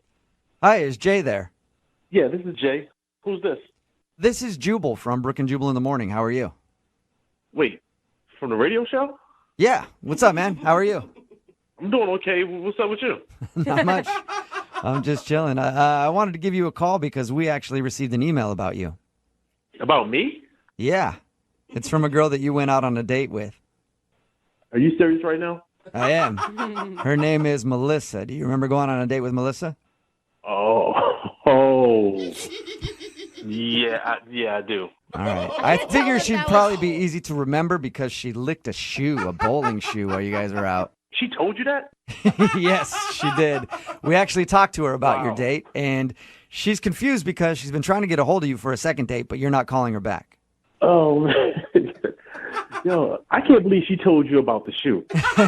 Yeah, she did. I can't believe she admitted to doing that either, man. That was crazy. I would have told nobody that. You're the one that dared her to lick the shoe. You've got to take some responsibility. Yeah, but I didn't tell her to go tell anybody about it. Yeah, that's like something you take to your grave, right? I almost accidentally lick inside the hole of a bowling ball. But I was scared she might actually do it. Yeah, dude. I think you stopped at the appropriate time, or maybe actually I think it went too far. But yeah, that was up in the ante, but we stopped right there. Wow. So what's the reason you're not calling her back? Do you not want to see her again? Let's just put it like this: I date my fair share of ladies, and certain things are red flags, and I can tell pretty easily when I can and can't trust somebody. Okay. Wait, so you're saying you don't think you can trust her? Nah, I couldn't trust her any farther than I could throw her. Why do you say that? Because of what happened at the bowling alley. You can't trust her because she licked the shoe? I would think, hey, if I dare somebody to lick a shoe and they did it, they would have all my trust. You know what? she got points for that. She was doing good up until this other moment that happened that made me change my entire perspective on her. What happened? All right, so we were closing out. We were about to get out of there. Uh-huh. And she ran to the bathroom real quick. Okay. You know, and I said, okay, cool. I'm going to go take your shoes and check them back in with the front desk. So as I'm dropping the shoes off, the cashier guy leans into and said, hey, you know, that's your girlfriend or whatever. I'm like, nah, not yet. You know, just kind of joking with him. Mm-hmm. And he was like, well, she might be dodging a bullet, man. So what are you talking about? Whoa. So he then tells me he was watching us bowl the whole time. Creepy. And while I was setting up my shot, he saw her pick up my phone. It actually started going through my phone. What? No. Exactly. How could he tell that was your phone from all the way back at the bowling desk? No, he said he saw her do it 5 or 6 times and only did it while my back was turned. Oh, what? Really? Dang, that is sketchy. And you didn't think to ask her about it or anything? It was the first date. Now, if it was a girlfriend, cool. We can have it out right then and there. But the first date, and you're already going through my phone? Yeah. Nah. So you believe this dude that you don't know who said she was going through your phone? Yeah, hell yeah. If anything, he was looking out for me. Yeah. You know, it's the unwritten rule. Guys look out for guys. He helped me dodge a bullet. Wow. Okay. She just seemed she seemed really cool when we talked to her. You don't think that there could be another explanation, like she accidentally picked up your phone instead of hers? 5 or 6 times, and only when my back is turned? Nah. What she did is some straight, shady and I don't need that in my life. Yeah, dude. I'm curious if she was actually going through your phone, though. I want to know the answer to that. And why? I don't need to know that. I mean, if she did it on the first day, what do you think is going to happen on the second, or the third, or the fourth? Well, I just say that because I want to ask her, and I forgot to let you know that she's actually on the other line listening to this conversation. Yo, no way. Melissa, you still there? Hey, there she is. Hi, Jay. Oh, my gosh. Wow. Okay. You sneakier than I thought you were. I am not sneaky at all. You got it all wrong. That story, his side of the story, it is not how it looks. It's not what it seems like. Really? So you weren't going through his phone?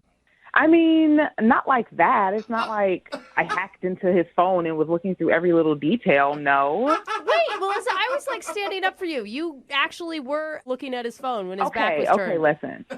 I was sitting there. He's bowling. His phone buzzed loud as hell. I just so happened to look over, and it's right there. I'm not blind. I can see what it says. So just leave it there. You don't pick it up and then start reading all his messages. Exactly. I saw a name, and it looked like a female's name. I think it was Sammy or something like that. And I just leaned the phone over to see what the text said. He's the one who has the message right there on his screen. Wow. And it said, "Are we still on for tonight? Are you still picking me up?" Something like that, like at 9, like right after our date. What? It was weird. So I was just like, "What? What's that?" Oh, Jay. Yeah, it was weird when you looking at my messages. I mean, but your messages were sitting next to me, so I looked over. I wasn't trying to be sneaky or anything. We were having a good time.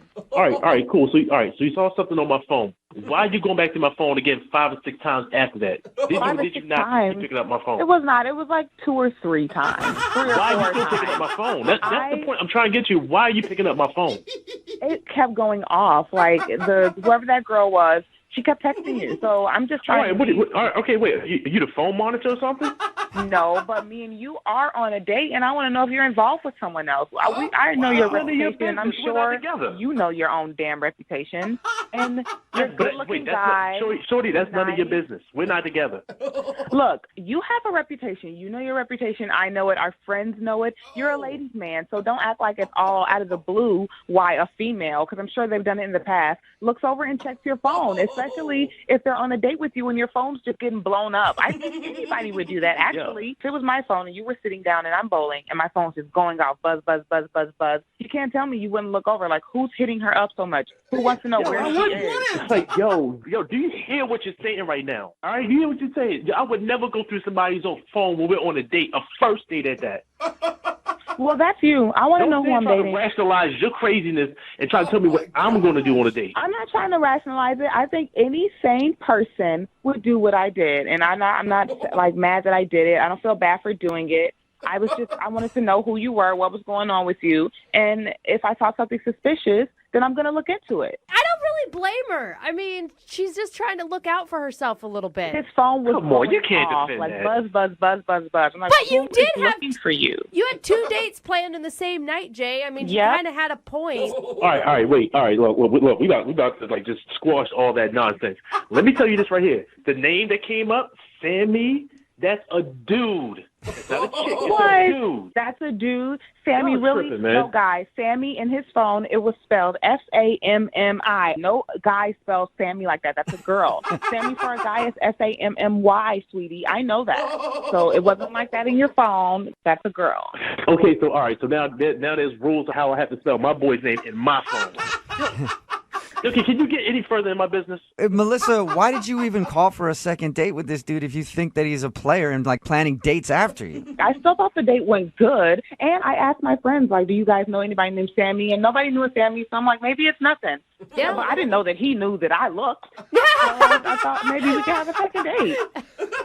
I just got caught, gosh. All right, well, Jay, I have to ask this question. Maybe I don't know the answer. I don't know what's right and wrong anymore. Jay, would you like to go on a second date with Melissa? We will pay for it. Dude, really? Yeah, yes, I'm asking. Would you like to go out with her again? It sounds like you guys have the perfect foundation for a great relationship. Nah, Chief, I'm going to pass. But if I need somebody to check my phone messages, I know who to call. Oh, gosh. I'm sorry, Melissa. No second date for you. That's okay, guys. Thanks for trying. Yeah, it doesn't sound like it was meant to be. No, it doesn't. You know what? I'm actually kind of glad this happened, though. I mean, I dodged a hell of a bullet, man. Yeah. Well, good luck to you both, okay? Thank you, guys. All right, man. Thanks. And Jay, tell Sammy I said hi, however you spell her name. It's a dude, not a girl. Brooke and Jubal in the morning. Text in at 78592 says, who lets their phone out of their sight? It's a very good question. Talking about today's second date update. If you missed it, Melissa wanted to call this dude named Jay.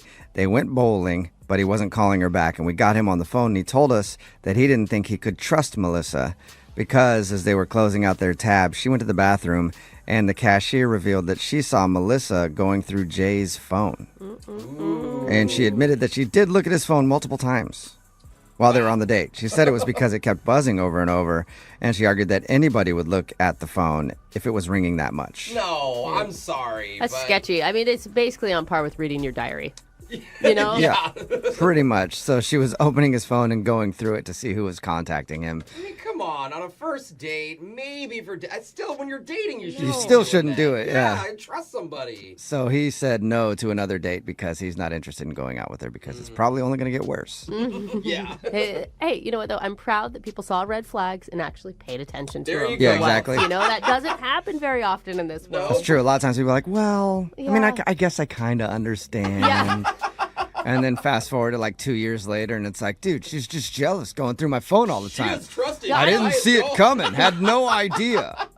Remember, if you want to do a second date update, all you have to do is email the show, and we will call the person who didn't call you back. Moving 92.5. Moving 92.5. Brooke and Jubal's second date update. We've been doing these second date updates for quite a while now, and we've had people meet in all types of places, but I don't think we've ever had a couple meet at circus class before. Oh, that is That's awesome. where the girl who met the guy that she wants to call in today's second date update apparently met him at circus class. I picture just her waiting outside of a tiny little car with like 15 guys getting out of it, and he was like the fifth, and then they made eye contact, and she knew that he was the one that had her heart. Her name is Kayla. Kayla, how are you? I'm doing great. How are you guys? Good. First of all, where do you sign up for circus class? I'm very interested, actually. There are circus schools everywhere.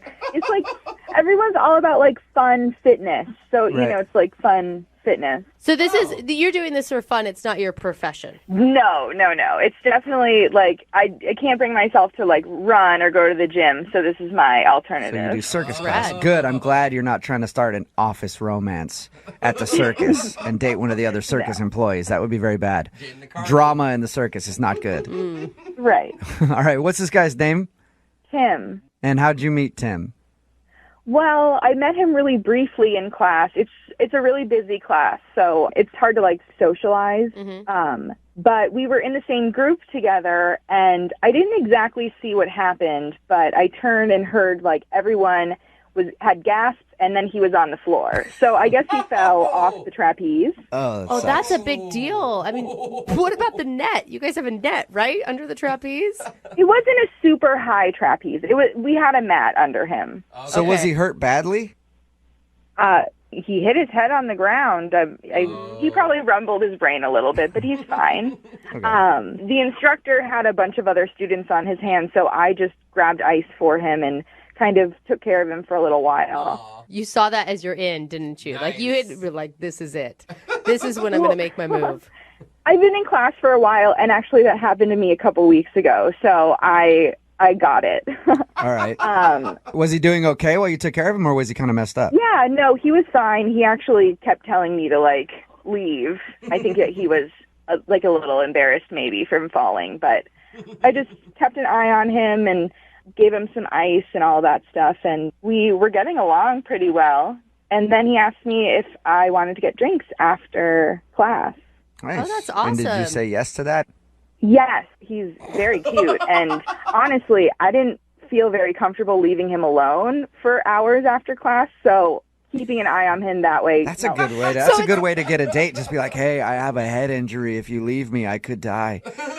Do you want to go to a bar and hang out? Because if you don't, and then I pass away, it's on your hands. Is that kind of, that's kind of how you felt about that? That's a good way to get a date.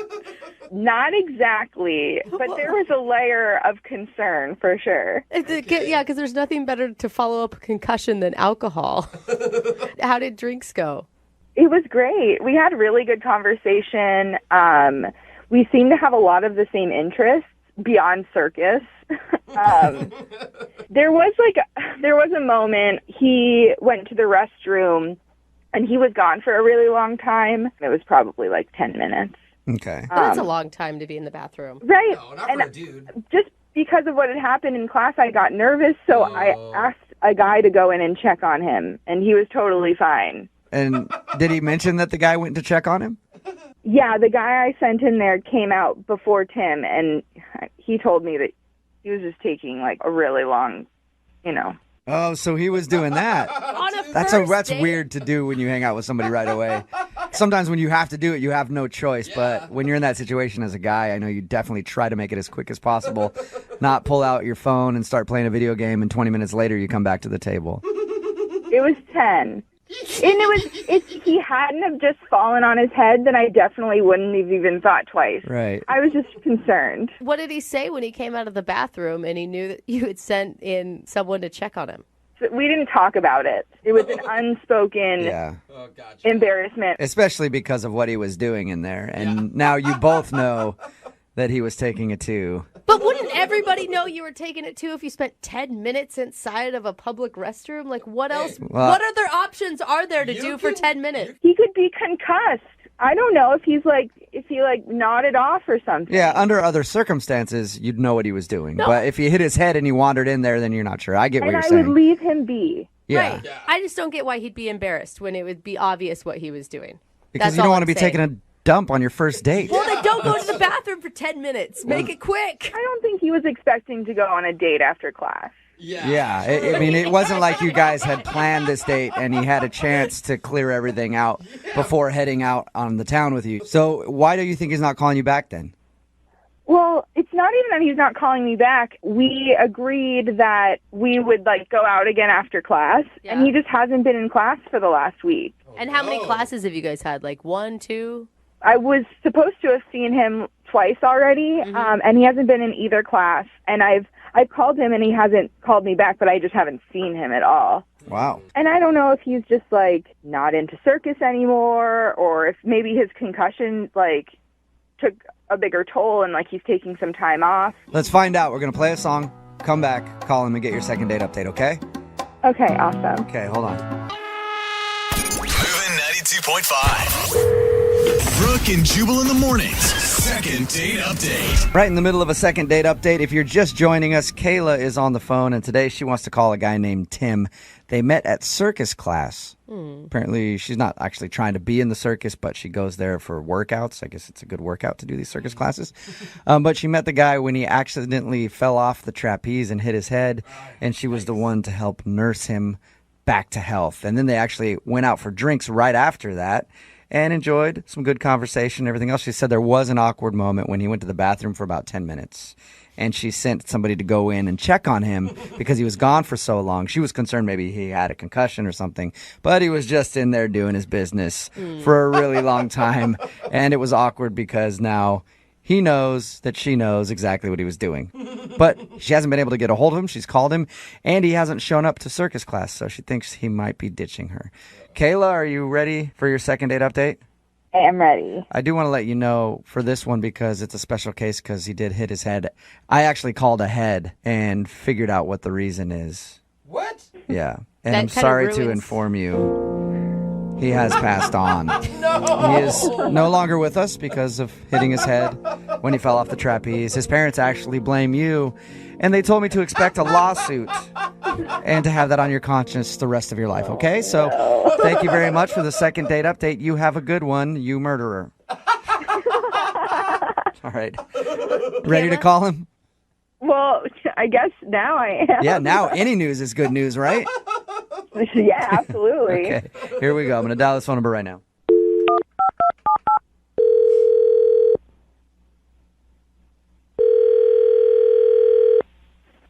Hello. Hey, can I speak to Tim, please? Yes, this is Tim. Tim, how are you? This is Jubal from Brooke and Jubal in the Morning. Good. Who is this? Jubal from Brooke and Jubal in the Morning, the radio program. I'm calling you today because one of our listeners emailed us about you. Okay. Her name is Kayla. Kayla recently met you at a circus trapeze class kind of workout thing. Oh, yeah, okay. Yeah, well, Kayla emailed us because she said she really enjoyed meeting you, but also that she hasn't seen you at the circus class since you guys went out for drinks. So she asked if we could get you on the phone and find out why. Oh, I'm sorry. She wants, what does she want?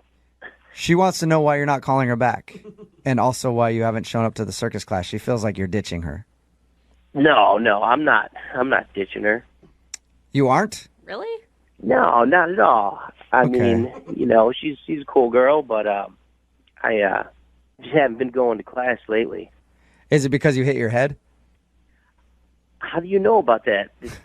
I know because Kayla told us about it. She told us all about how she met you at the circus class and how you guys had drinks after. And I guess she's confused why you aren't showing up to class anymore and won't call her back because she really would like to see you again. Wow, it's a little crazy. Not like I blew her off. But you understand how it would feel that way, especially since you guys made plans to go get drinks next time you had class together. Well, it was more or less her idea. I don't necessarily remember if I committed to that, though. Okay. So you didn't commit to seeing her again. Why haven't you shown up to class? Is it because she's there? Well, it was, I have a very vague recollection of the whole night. It was very traumatic. Was it? If Were you really injured very badly from falling off the trapeze? Well, I mean, it was like a 10, 15-foot fall.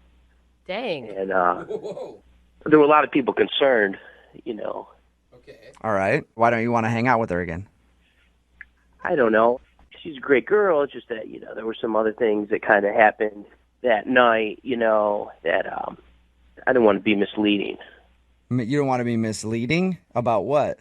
Just things happen, it's just kind of my business, my personal stuff. Right. I don't want to get too into your business. Is it something bad that you don't want to talk about? It's not bad. This is just alarming. I'm just surprised that she would go through all of this to get a hold of me. Right. So it's a lot of work. So is there anything that you could tell us? Anything. I'd appreciate it. Okay, fine. I'll tell you guys. It's just that a lot of people came up to me that night, and there was another girl in the class who I had exchanged numbers with, and she expressed an interest in me, and while I was on the date with Kayla, I was getting text messages from this other girl. Okay, Oh, so you're dating another girl from that circus class. Well, I don't know if I would call it dating, and it's not just her. There was a couple other people in the class that I'm seeing right now. Who knew you could slay so badly in a circus class? Wow. You're dating a bunch of people from the circus class?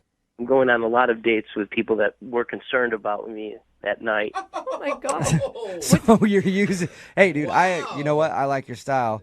Use the head injury to score dates. Well, it wasn't... I didn't do it on purpose or anything. It just kind of But you happened. totally for sure. played it up once why you not? started getting hot chicks trying to take care of you. Why not use the sympathy card? I get it. Oh my gosh. So you guys can understand now, it'd be weird for me to go back to circus class with all these women around that I'm seeing. Yeah, for sure. No, I totally get it. If you're dating everybody that's in the circus class that was concerned about you after you hit your head, I can understand you not wanting to go back there and get caught up in some sort of angry circus battle. Don't block yourself. Right, for your affection. And I would totally call Kayla back. I just have to let everything run its course. All right, cool. Well, you know what? You don't even need to wait to call her back because she's actually on the other line listening. What? You're kidding me, right? Tim, I was actually worried about you. Like, I didn't know what was going on. I didn't know if it was, like, more severe than it was that night. You weren't calling me back at all. I was worried. Kayla, I appreciate your concern. You're very wonderful. You really don't need to say those things. Kayla, you're a really nice girl. I mean, you've obviously gone through all this trouble. I was just kind of, weighing my options. I can't believe that you just wouldn't even call me back and let me know what was going on. I was actually concerned about you, and you let me believe that we had this great night, and I was expecting to hear back from you. You could have at least told me you weren't interested. No, I am interested. It's just that, No, you're not interested. I am. It's just No, that you're right not. now. It really doesn't matter anymore because I'm not interested in you. Oh! Tim, can I ask you, are you being honest with all these women that you're dating that you're not, like, looking for a relationship? I mean, it's not about being honest or anything. I'm just dating. It's just like, if they call me, I hang out, we go out with them. Not really. I called you and you didn't call me back. Well, I was going to call you back. Is Friday? Are you available Friday, Kayla? No, I'm not. How about Saturday? No, I'm not available to go out with you ever. Kayla, are you positive? Yeah, I'm positive. Because I have to ask him no matter what. Tim, would you like to go out on a second date with Kayla? She's not available this Friday or Saturday, like you said. But I will pay for another date for you guys to go out of your choosing. Absolutely. There you go, Kayla. He sounds like he's a really wanted guy. I mean, there's got to be something cool about him, right? Do you hear that, Kayla? I mean, do you really want to go out with someone that no one wants? Oh, my God. Yeah, Kayla. He's in demand, though. Yeah, I'm really not interested in any particular kind of douchebag. Any particular? Okay, so just no douchebags work for you at all? No All right. douchebags work for me. Okay, sorry, Tim. You could have got a date if you weren't a douchebag. Okay, I take offense to that just because, I hit my head and girls came to my aid. I'm in high demand right now. I'm just capitalizing on this. I like how the hitting your head was the best thing to ever happen to you, Tim. It was, actually. No, saying that makes you a douchebag. All right, well, Tim, thank you very much for your time. I appreciate it. All right, thank you. I'm sorry, Kayla. It's all right, I don't care. Kayla, thank you very much for agreeing to do the second date update and your email and everything. course. All right. And the next time somebody gets a head injury in your class, do not help them. Just ignore them. Yep. You've learned your lesson. Brooke and Jubal in the morning. Text in at 78592 that says, suddenly people all over will start throwing themselves from a trapeze this weekend. That's right. If you missed today's second date update, it was a weird place to meet, but this girl, Kayla, met a guy named Tim at this circus class that she goes to, kind of uses a workout thing. He fell from the trapeze, hit his head. She felt bad for him. They went out. He wasn't calling her back. And the reason that he wasn't calling her back, he's suddenly dating, sounds like everybody in the circus class, because once he hit his head, all the girls in there were like, oh my God, are you okay? Here's my number. Call me if you need anything. And now he's been dating a bunch of girls. Well- just basically girls that have taken pity on him from hitting his head in the trapeze class. Who knew that would work? It's kind of genius because I've actually been to a trapeze class before, and the male to female ratio is really on your guys' side. Yeah, I bet it is. All the girls are like, oh, is he okay? Suddenly, every dude that's listening is like Googling circus classes so that they can get on a trapeze and then hit their head, get a concussion. But hey, you get a concussion, but you still get a lot of dates. She, of course, didn't want to go out with him again because now he's dating everybody on the planet because he hit his head. She'd do the same thing if the tables were turned. Absolutely. Let's be honest. Remember, if you want a second date update, just email the show. We will call the person that didn't call you back. Move it.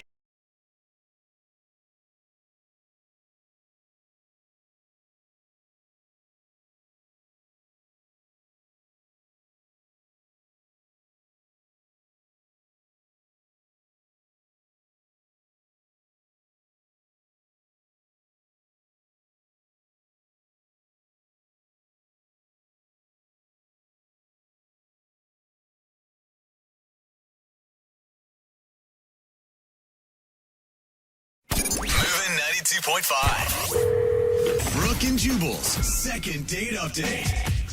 People often talk about the one that got away. Yeah. Well, you know, people wouldn't use that expression if they'd be smart about it.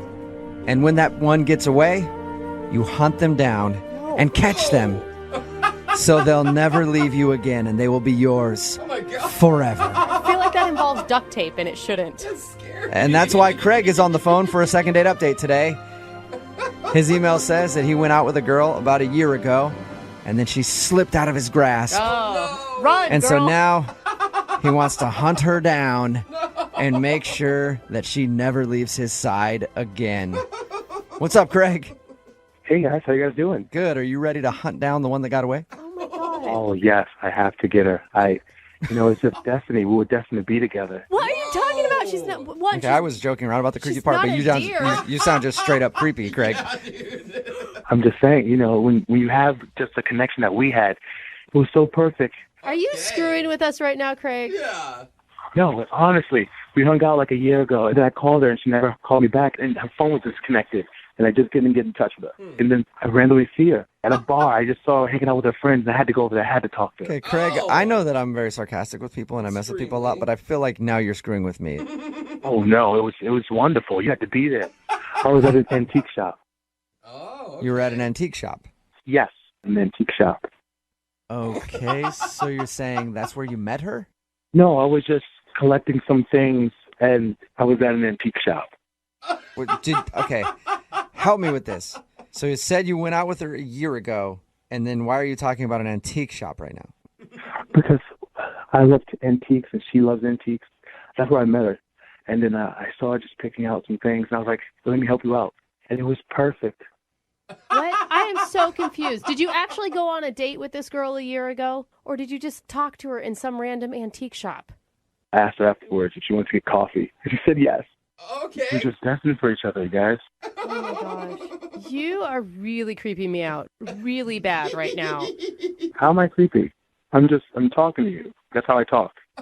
You're talking about destiny and love over a girl you met a year ago that you had a 15-minute coffee date with. Yeah, you weren't there. It was amazing. Yeah. It was beautiful. And by the way, we've had second date updates like this before where someone said, I saw a person walking by, we shared a glance, and I'm in love. And Brooke, you've been like, oh my God, this is going to be amazing. So But you can't didn't talk hate on- about chasing them down for a whole year and hunting them down in another spot No, just I to talked randomly ran I into talked about the hunting that. down. I don't know who's talking about what, Craig but I never don't like it. Craig never said he hunted anybody down. Craig, you didn't hunt her down, right? I Googled her. Everybody, I wasn't hunting. Everybody Googles people or No. Facebook stalks them. You didn't legitimately stalk this person, right? No. Like I was saying, I Googled her. I went on her Facebook. I looked for her friends, and I just followed her. I mean, it wasn't creepy, though. You followed her online or in person. Now I'm starting to side with See? Brooke and say that we can't do the second date update because you're stalking somebody. I am going with my gut on this one. I was just walking around and I happened to see the bar that she usually goes to, and I just stopped by. And that's where I ran into her. Oh, yeah. Okay. Because you normally know where a person hangs out all the time when you just go to coffee with them. Yeah, well, yes, we had a conversation. We talked. Like, I'm not creepy. You're making it sound like I'm creepy. We talked for a while, and we'd go get coffee. She told me her favorite bar, and I thought, hey, maybe she might be there. Okay. So you didn't fully stalk her. You knew her favorite places to go, and you just went hoping that she would show up. Yeah, isn't that what we all do? Okay, so here's going to be the key in this whole puzzle. What was her reaction to seeing you? Because if the feeling's mutual, great, I'll give you a pass. She was very surprised. In a good way or a bad way? I believe it was a good way. I mean, she saw me, I bought her a drink, and we talked for an hour. Okay, so she hung out with you for an hour. All right. That, Okay. To me, that would say that she likes you. Yes. At least a little bit. Thank you. Or you were following around the bar and you couldn't get away. Brooke, drop it. Just saying. How was the conversation? We caught up. I asked what she's been doing for a year, what happened to her phone, how is her friends doing on Facebook. Well, you asked her all that Wait, stuff? what? Hold on. You checked in on her friends on Facebook. Wait, so you grilled her about where her phone was and her friends on Facebook and everything? Look, it's not weird. You're making it sound weird. I didn't know how to reach out to her. So that was the best way I could do it because, I had to find out where she was. So I had to talk to her friends on Facebook. But I was very caring and her phone was disconnected. How else was I supposed to reach her? Okay. Oh, well, my gosh. let me ask you this. It's a long story, I know. But how did everything end with her the last time you saw her and talked to her? Well, the last time I saw her, it ended normally. All right. She said she was going to call me. And then I didn't hear her call. So I decided to call her and her phone was disconnected again. Her phone is disconnected again. Yes. Okay, you guys realize that she's disconnecting her phone because she doesn't want to hear from this weirdo. No, maybe. That's not true. You never know. It could be just a wacky coincidence. No! I am protecting her. I'm thankful that we can't we're not going to be able to get a hold of her. She has a disconnected phone. Oh, I didn't think of that. Actually, I reached out to one of her friends and she's giving me a different number. What friend So she gave you a different number for, okay. Yes.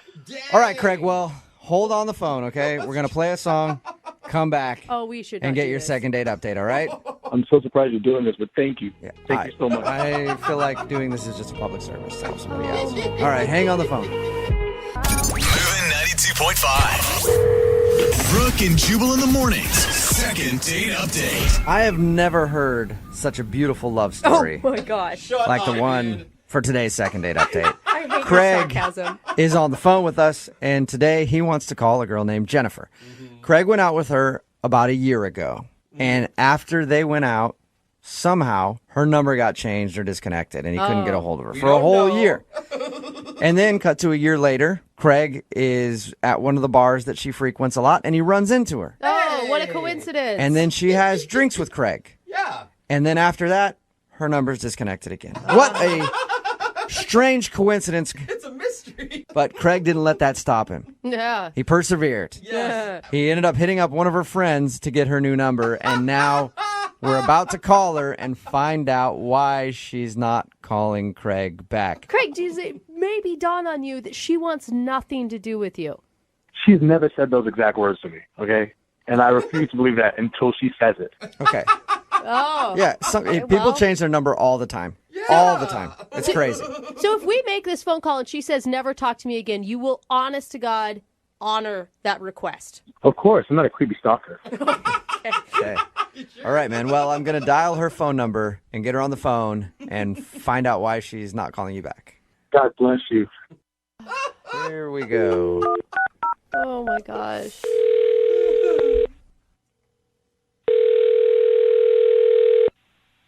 Hello? Hi, is Jennifer there? This is her. Hey, Jennifer, this is Jubal from Brooke and Jubal in the morning. How are you? Good. What's going on today? How's your day going? Everything cool? Everything's good. Wonderful. Just calling to check in. Is this some kind of joke that you're playing? Oh, Nope, it's not a joke at all. You went out on a date with a guy recently, and he liked you so much that he emailed us to see if we could get you on the phone and find out why you're not calling him back. Okay.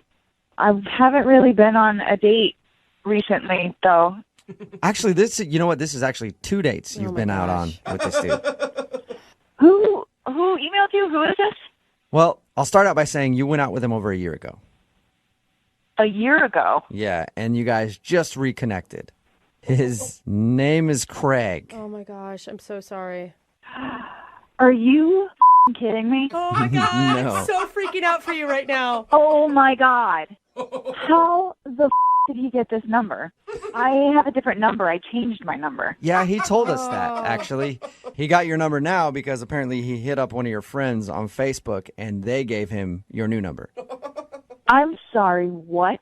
Yeah. I don't know which friend it is. We need to find that out. You need to block them. I cannot believe someone would give my number out without even asking me. So I'm going to take a shot in the dark here and just guess that you don't like Craig very much. That's a good guess. Yes. Is there a reason why? I don't know what you know already, but I met him at an antique store, and he was there because he, I guess, also likes antiques. Uh-huh. But the entire conversation, I wish that I could remember word for word what exactly he said, but it was so strange. He would ask me about, like, previous relationships were like, and I'd be like, well, this is kind of what has happened in my life. And he'd be like, well, when I'm your boyfriend, blah, blah, blah, blah, blah. Not like if I was your boyfriend, but when I'm your boyfriend. And I was like, okay, that's a little too intense for me, especially in the first half hour of meeting someone. Jennifer, that's the power of positive thinking. Okay? No! You say you're already doing it and you'll do it. It'll happen. Why didn't you run just then? I mean, just even those words alone are enough to be a trigger point for me. It was a trigger for me. And he reached out to me over 70 times through text and Facebook, and then I disconnected my number so that he couldn't get to me through my phone number anymore. Oh my Over gosh, 70 that is times? so- How long of a time span are we talking about? Just like a couple days? This was over the entire year. It doesn't But matter. still, that's 70 messages Yeah, it's a over lot. the course of a year, all ignored. That you never replied to. Nope, not a single reply. What did you do when you saw him in the bar? I would have pissed myself. Well, I heard his voice first, and I instantly knew who it was.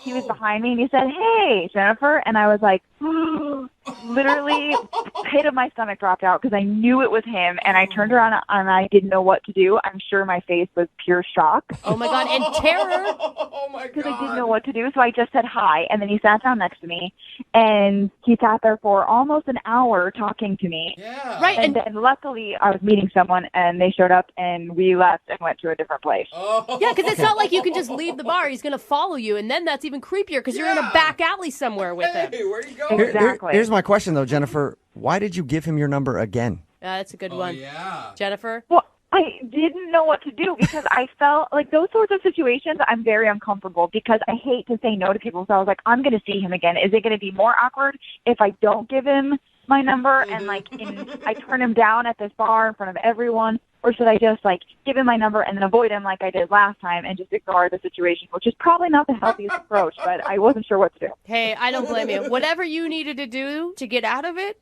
I am fully supportive of you. So basically, he's a weirdo who loves himself some Jennifer, and Jennifer does not love herself some Craig.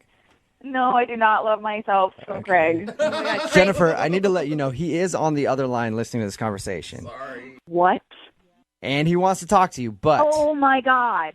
I will not put him on the phone unless you want to talk to him. Because at this point, I feel like he could be a weird stalker dude. You make the call on that. I could just hang up on him, or if you want to just tell him off one last time, you can. It's up to you. I mean, I guess at this point, I guess he heard everything, which is what I was kind of avoiding. So maybe I should just tell him. This is at least not face to face. I'm not afraid of him. Not afraid of him on the phone with you guys. Yeah, don't hang up on the crazy stalker. Okay. I mean, you don't want to make him angry. Craig? Right? Craig, are you there? Hey, guys. Hey, Craig. Craig! Craig, did you hear what Jennifer was saying? I heard. Maybe I did something wrong. Maybe. Jennifer, hi. How you doing? Hi, Craig. It's great hearing your voice again. I'm so glad I got in touch with you. Oh my god. Okay, listen, I honestly don't know what to say to you. When I saw you at the bar, I was like a little overwhelmed and shocked because I have been avoiding you, and I'm sorry if that hurts your feelings, but you're very intense, and maybe someone will appreciate that intensity. I do not, however. I find it to be very odd, and it's a little overwhelming. But we got coffee. We had a good time. I'm not saying that we didn't. It was nice chatting with you. It was fine, but I'm not interested in you, and I will never, ever, ever want to date you. Ever. Not going to happen. That's really clear, Craig. You cannot mishear that. I don't understand. I mean, we had a great time. You were there. I was there. We got a drink. Like, I don't, how? You're too intense. I changed my number twice so that you could not get a hold of me. I thought something just happened to your phone and you had to change in line. Nope. That was me. On purpose. So you don't want to date me? No, I do not. At all. You know what, Jennifer? You're being very clear, and obviously you don't want to date or get more coffee. So I'll leave you alone. I'm sorry. Hey. Are you serious about that, Craig? Yeah. I mean, if she don't want me to bother her, she just told me. She didn't have to change her number twice. What? So you're what, like a reasonable crazy person? Yeah, I'm not a crazy person. You never said nothing to me. She didn't respond over 70 times. I thought you were busy. And if she would have said she didn't want to see me, I would have stopped. Oh my gosh. Oh my gosh. I wish I would have known that. That's a lot easier than what I was doing. See? Oh my gosh. Craig, I just need to ask again. I wouldn't feel right if I didn't get clarification again. You're over it then? You're not going to try to hit her up anymore? Yeah, she has nothing to worry about. She wants Craig out of her life. Craig's out of her life. Okay. Wow. Well, I almost believe him. I guess I'm glad. I'm sorry, but I think this was for the best. Jennifer, for future reference, if you don't want to deal with men, just tell them. You know what they'll do? They'll leave you alone. Okay. Good advice. Yeah. I'd still be changing your number one more time, Jennifer. I might, actually. Craig, I'm sorry you didn't get a second date out of the deal, but at least now you're free to move on. Yeah, I guess. I mean, I spent my whole year looking for her. I feel so stupid. Oh, my God. I think we all kind of do, Craig. I think we all kind of do. Brooke and Jubal in the morning. Text in at 78592 that says, this is why communication is important, people. Tell people how you feel. Don't avoid the truth. And you won't have crazy stalkers or unresolved feelings. Yeah, because it's Brooke and Jubal in the morning talking about today's second date update. Oh, my God. Craig is kind of a weird dude. Let's be honest about that. But Craig wanted to call a girl named Jennifer. They met about a year ago, and he has been in love with her ever since. And he finally reconnected with her, probably because he stalked her online and found out where she was. And by probably you mean exactly why, after she changed her number twice and tried to get away from him. Yep. And he kept bugging her to meet up and go out, and she wasn't responding to anything. So we got the two on the phone. He was he's creepy. Okay, I get that. But she said, look, I'm not interested in you. And then he goes, oh, you should have just said so. Yeah. So her mistake. Changing the number and everything else should have been a clue that she wasn't interested, but she never outright said to him, I don't want to go out with you. She just avoided him, changed her number, and he didn't get it for whatever reason. So she said that to him at the end, and he was like, oh, yeah, cool. That's all you needed to say. You should have just been honest, because I thought maybe it was an accident that you changed your number and didn't let me know. I love how people are texting in, oh, it's totally Jennifer's fault for having a crazy stalker. Yeah, because she wasn't clear with the way she felt. No, they had coffee for 15 minutes, people. Well, this guy is creepy, and she still needs to do some sort of I don't know, go into hiding. He sounded perfectly rational at the end. He said, I think he'd be a good guy to date, because if you ever go missing, he will keep looking for you. He will find you. He knows and has closure, right? He will find you. He all he needed was a little bit of closure. Yeah. And he's like, all right, fine, I'm done. Screw you for not being honest. I wasted 2 years investing in this relationship. Remember, if you want to do a second date update, all you have to do is email the show, and we will call the person who didn't call you back. And I hope we all learned a lesson about honesty today. That is not the lesson. Be honest. Moving 92.5.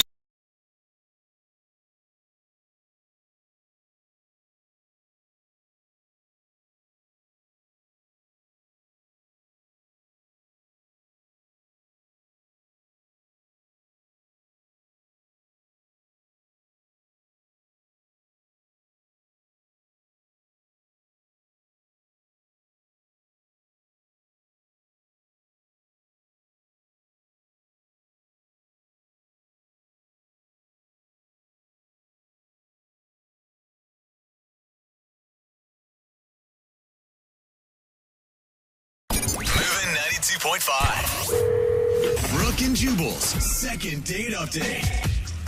Not only does today's second dater think he knows exactly what he did wrong on his date, all of his friends are telling him that he did something very wrong. Uh-oh. Alex, how are you? Hey, I'm all right. How are you? Good. Thanks for your email. Appreciate it. My pleasure. Oh. Or my pain. Oh. What? My pleasure, my pain. Alex isn't getting a call back from a girl named Courtney. And Alex, tell us about Courtney and your date. Well, we met on eHarmony, and I've done online dates before, so I know that they can be kind of awkward. So this time I tried to, alleviate some of the pressure and go to, a lunch date. Okay. And we went to Panera. Oh, yeah. I don't like it. But I like Panera. That's a strong reaction, Jubal.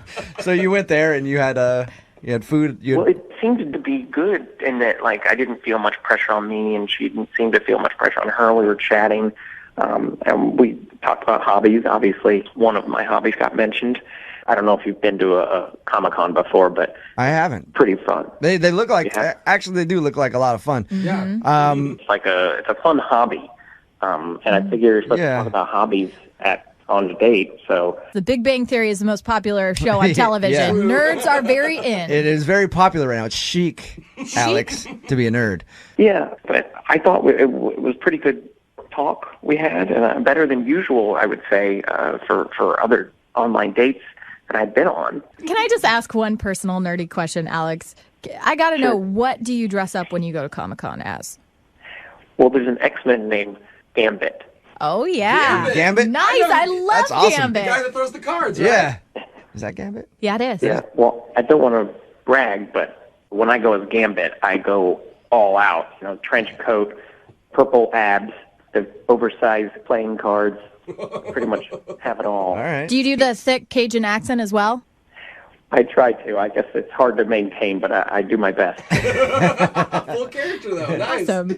Now, when you told her that you dress up and go to Comic-Con, did she seem weird about it? I don't think she did. I think she, if anything,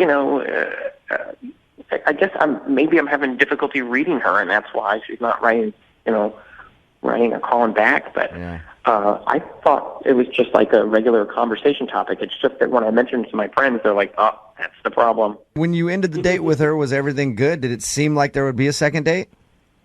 It seemed like it. I mean, it wasn't like a real romantic in the middle of the day, so I just sort of gave her a peck on the cheek, but she didn't seem to push away. Well, that's good. It was like when she was walking away, you just snatched a peck on the cheek and then ran away. Drive-by kiss. Yeah, so she was there for the peck on the cheek. She liked it. In my view, she did. Okay. She didn't resist. Who could resist you, Alex? Oh, yeah. You sure you're not leaving anything out, Alex? Not that I can think of. How many times have you tried to get a hold of her? Well, I don't want to be too obsessive, so I just left a message and then called at a different time and didn't leave a message, and then I sent a couple of texts, but the texts were in succession. All right, Gambit, well, hang on. We're going to play a song, come back, and get your superpowered second date update, all right? Okay. All right, man, hold on. Moving 92.5. Brooke and Jubal in the mornings. Second date update. Hey, Alex? Yep. If this second date update doesn't work out for you, trust me, there are plenty of girls out there who would love to date a guy who dresses up in costume at Comic-Con. Lots of texting at 78592 saying they would love to meet you and go out with you. Cool. I will even strictly address you as Gambit or Remy LeBeau from here on out. How excited he got. Oh, hey. Alex is on the phone with us right now about to do a second date update. He emailed us about a girl he met named Courtney. Courtney isn't giving him a call back after their date. They went to Panera Bread for lunch. He thinks he made a mistake when he told her that he dresses up as Gambit for Comic-Con. And all of his friends agree with him and said, dude, you shouldn't have told her that. She's going to think you're a nerdy guy and not want to date you. I have a hard time believing that would scare a girl away, just knowing that you do that. Because like I said, at least you're passionate about something, you know? Yeah. All right, Alex, we're going to give her a call right now. You ready? Okay. Here we go.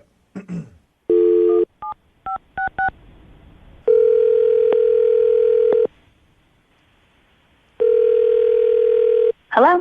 Hi, can I speak to Courtney, please? Hi, this is Courtney. Hey, Courtney, how are you? This is Jubal from Brooke and Jubal in the Morning on Moving 92.5. Sorry? This is Jubal from Brooke and Jubal in the Morning on the radio station Moving 92.5. You got a second? Sorry, what's this about? I don't know. Do you listen to the show at all, Courtney? Have you heard the second date update before? Yes, sometimes. Sometimes, okay.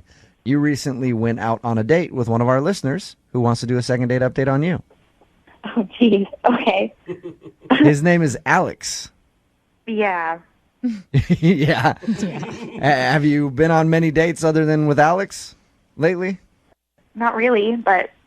Did you like Alex? Did you enjoy your date? Oh, well, he's really nice.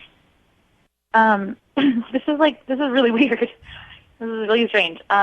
Courtney, let me ask you a question. Alex talked to us, and he shared with us that he thinks the fact that he told you that he dresses up for Comic-Con might have been a turnoff for you. Oh, he is... I don't know. I didn't really know what it was, and he was trying to tell me about it, and I went home and I just Googled it because I didn't really know what he was talking about. Uh-huh. And it's like grown adult people but dressing in costumes. Yeah. I mean, I'm sure that's fun for some people, but it was like really strange. Like he like let off with that. Like, by the way, I'm really into Comic-Con, and I don't know. He was like showing me this costume of somebody like I've literally never heard of, and it's just the strangest thing in the world. Okay, so that was it then. He's like just too into Comic-Con and comic books and dressing up as characters for you? Well, that's mean to say like that's it. Like, you know, if one hobby, like no, thank you. I mean, right? So you just didn't like him? No. I like him. I totally think he's like really sweet. I really don't want to say anything bad about him, like especially on the radio, you know? Do you have bad things to say? No. I don't want to say something that's not nice. Well, if it's not that bad, he's the one that wants to know anyway. So you're kind of doing him a favor by letting him know if he screwed up on the date in some way. Yeah, I mean, he didn't do anything, like, he didn't screw up. He wasn't mean to me. Well, what was it, though, that turned you off? Well, I mean, it was awkward. He shows up, like, we went just for, like, a quick lunch, like, totally informal. He told me, Panera Bread. Hey. You lucky lady. 5-star. Yeah, Panera, it was, I don't know, it's like it's a neutral location in the middle of the day, right? So, but he like shows up, and I feel really bad that I just laughed about this, but he's wearing these like denim shorts that I haven't seen since like since I was like a kid. He's wearing like little denim jean shorts? No, they weren't like little. Do you remember those like Jenko shorts from like early 90s? Oh, like, yeah. It was awful. It was so funny, and I just was like, I was a little surprised. I'm a terrible person for laughing at For making fun of his fashion? No, I don't know. He just seemed kind of, I don't know, like he didn't have to work that hard to impress me. Like, just feel like he was trying to put on this like macho-y kind of thing. And He was trying to be macho? I don't know, he was just saying like weird stuff. Like he kept making jokes, and I was laughing at some of them, but like he was laughing really hard at some, like, you know, just like over and over. And I don't know, just the laughing and the comments were just too much. Like, what comments would he make? I'm just curious because I want it for my own mental picture. He kept talking about like his work and stuff, and then every time he would like talk about somebody doing something stupid, he'd be like, "Oh yeah, like bitches be crazy." And I'm staring at this guy going, like, "Why are you saying that?" So he tags his joke with "bitches be crazy." That's awesome. It was a little weird. I didn't expect him to talk like that. See, now I'm picturing him just cracking up in front of a bread bowl full of chili at Panera Bread. Just, bitches be crazy, right? This date is going awesome. Hey, Courtney. Yeah. Alex is actually on the other line. Are you serious? Listening to this phone call. Hey, Courtney. Oh my God. So, Oh my God. I'm so sorry I just said that. well, I didn't know you didn't, you didn't, you just, I didn't think the jean shorts were that bad. It's just not sexy.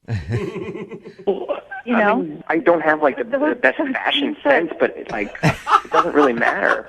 As a guy who's into fashion, Alex, sometimes I wear some things that people don't understand either. You just got to go with it and be yourself. Wear it with confidence. So you wear those jean shorts whenever you want to. That's all it's about. I mean, I think Macklemore had a whole song about it.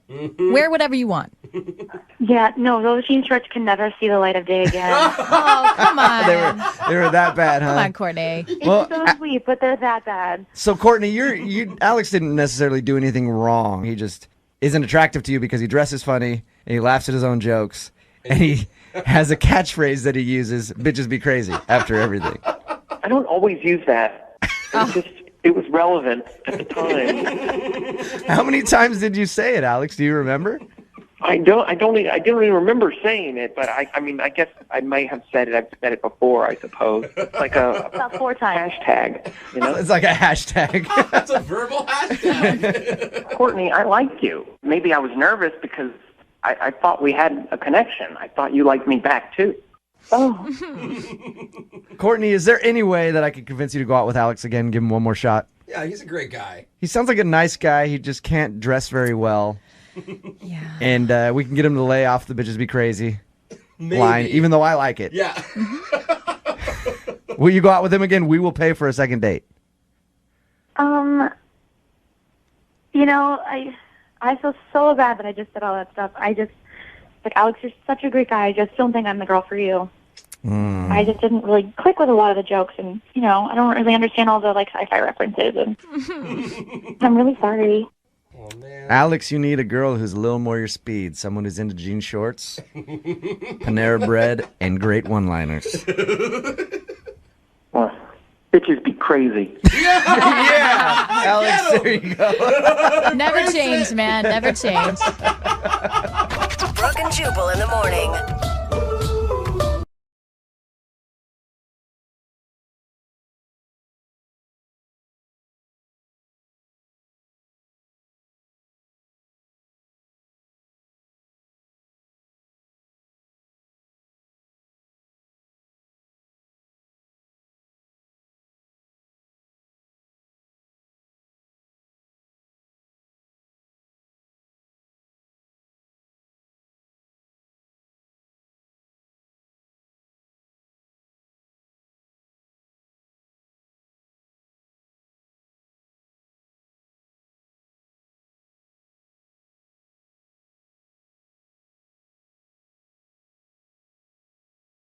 Moving 92.5. Brooke and Jubal's second date update. Whenever I'm getting my makeup done at the Nordstrom makeup counter, That worries me. I always think, why aren't any guys coming over here and hitting on these girls? I mean, they're all nice, they're all cute, That's a good they're point. friendly. Personally, I'm there just to get, the shine down off my forehead a little bit before I go out for the evening. But I figure, why don't guys hit on them? Apparently, they do, and that's how Cam got a date with the girl he wants us to call today. Really? Cam, how are you? I'm all right. How'd you pick up this girl? You were walking through Nordstrom and she came up and talked to you and you just asked her for a number, or had you seen her before? And Well, I've been through there a couple times, trying to find good ties and dress shirts, but she just had these eyes that kind of, I don't know, they just caught my attention every time. And I saw her over one of the perfume counters, and I had to go over and say hi. Did you do the whole, hey, I need some perfume for my sick grandma? Sick grandma? Well, I don't know girls that always is fall for the sexy. sick grandma card. I don't know. Is that what you did, though? Did you go over there and be like, I need some perfume for my mom for Mama's Day? Trying to... Actually, yes, that's exactly what I did. Really? That's Awesome. kind of genius. It obviously went well for you. Yeah, we talked it up, and she was just cute and amazing. She had a great voice, too, so it was all kind of the whole package came together, and it kind of Does that turn you off? If their voice isn't, you walk up and you're like, oh, sorry about that. You have a very raspy voice. I don't like it. It does. So you have a butt guy, a boob guy. You're a voice guy. Yeah. Something for everybody out there. All right. What did So you guys... tell us about your date. I took her out to this seafood place, really high-end, and it went great. Got some nice recommendations from the waiter. We got a bottle of wine, and we just had this great time. But I don't know. By the end, it felt like she wanted to kind of bust out pretty quick. Mm-hmm. And I wanted dessert, but she was looking to go. And then the walk to the car kind of. Let's just say I went in for the kiss, and the hug happened. Oh, that's the worst. Awkward. Yeah. Was there a certain turning point that you can remember in the date?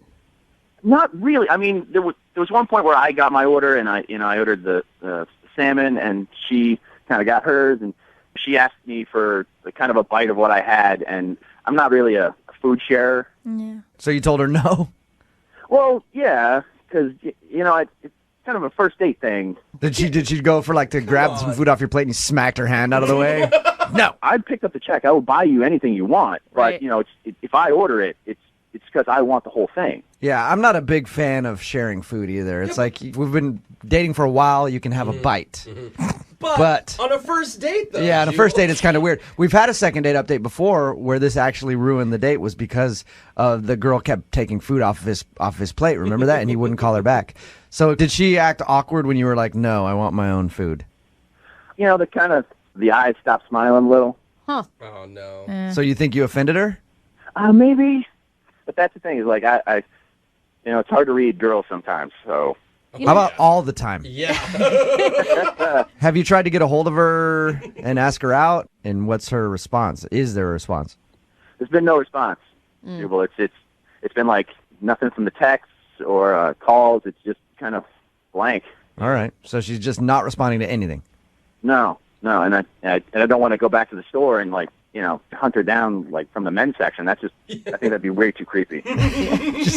Well, she has to talk to you at that point, though. No. If you go to the perfume table again and you're just like, hey, we got to discuss this right now. I want to make a purchase and you have to talk to me. It's really a great idea, I think. No, it's not.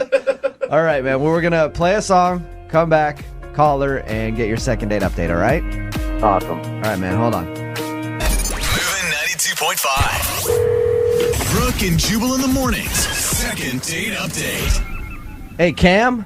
Yeah? I didn't even ask you. Why do you want to call Mackenzie in the first place? Like, really, she sounds like a terrible person to me. Oh, come on, Jubal. First date, wanted to borrow food. You know what I mean? She just wanted a bite. A bite? Yeah, but that is just rude, trying to steal your food on a first date. You know it's always a gateway bite. Yeah. You guys. You can rethink this second date update if you want to, Cam. Nah, I still got to find out what happened. All right. If you're just tuning in, Cam wants us to call Mackenzie. They went on a first date together to a seafood restaurant. He ordered some salmon. She asked to have a bite of it, and he told her no. And that's where he thinks the date went south because she kind of like tightened up after that and maybe thought it was rude that he wouldn't allow her to have a bite of his food. He went in for the kiss at the end of the evening, got a hug instead. Ouch. And has heard nothing from her since the date. Now, Cam, if she's that mad over a bite of food, do you want to go out with her again? Yeah, depending upon what the food is, I'm open to it. I like So that. it's like if it's like pizza, it's okay because that already comes sliced and it's like a, kind of like you can already take that off. But if it's a piece of fish or something like that, don't touch it, right? Absolutely. All right, you ready to give her a call? Yeah. Here we go.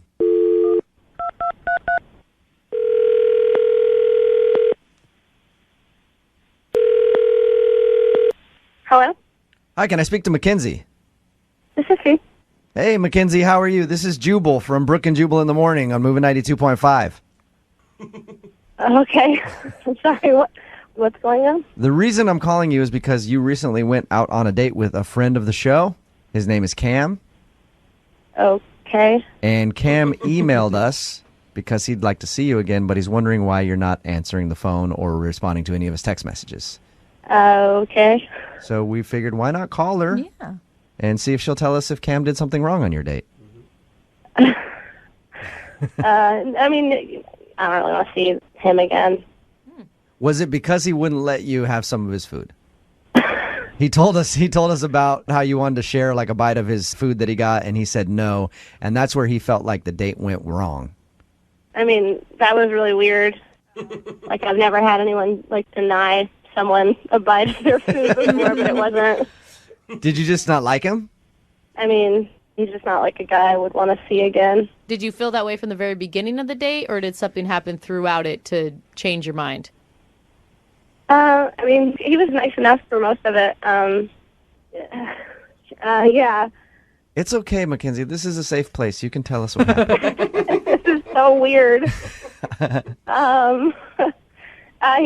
got a text in the middle of dinner that kind of ended it. He got a text in the middle of dinner? Yeah. Are you saying like he checked his... I mean, that's rude, especially if you're on a first date to check your phone. No, I mean, I check my phone on dates. It was just, he got a text and he started laughing really hard. And then I asked what he was laughing about. And he showed me his phone, and it was just like a picture of a car with the windshield had, I guess, like Hershey syrup, it looked like, all over it. Oh, okay. Yeah. And like someone had like written on it like stupid. Whoa. Okay. And I was like, why is that funny? And he said that it was his ex-girlfriend's car. Oh, psycho. And then he said that his buddy had gone to the supermarket, saw her car in the parking lot, and then like thought it would be funny, so he like went in and bought stuff and vandalized her car. Oh, wow. Oh my God, that's And he horrible. showed you that and he was laughing about it? Yeah, he thought it was like insanely funny. Really bad on a couple levels. One, you don't want to talk about your ex on a first date. gosh. Secondly, you don't want to be laughing about the fact that one of your buddies just vandalized her car. Yeah. I mean, I tried to be cool. I thought I was nice and left the date in a good way. I just don't want to see, he's not the type of guy. Yeah, for me. Hey, Mackenzie? Yeah. Real quick, before I let you go, I do want to tell you one thing. Cam is actually on the phone and heard what you just said. Oh my God, are you serious? Hey, Mackenzie. Hey, Cam. Look, that was my friend Mike. He did it. It wasn't even me. Yeah, but Cam, it's not so much who did it, it's the fact that you showed it to her and were laughing about it. You can see why she'd be upset about that, right? It was just like so uncomfortable. Like it made me feel so grossed out. Weird. Mackenzie, you don't understand how horrible of a person she was. It's taken me months to get over like the things she's done to me. She was just psychologically an assassin. See? An assassin. You hear that, Mackenzie? Psychological assassin. She deserved what she got. Does that make it better? Oh, no.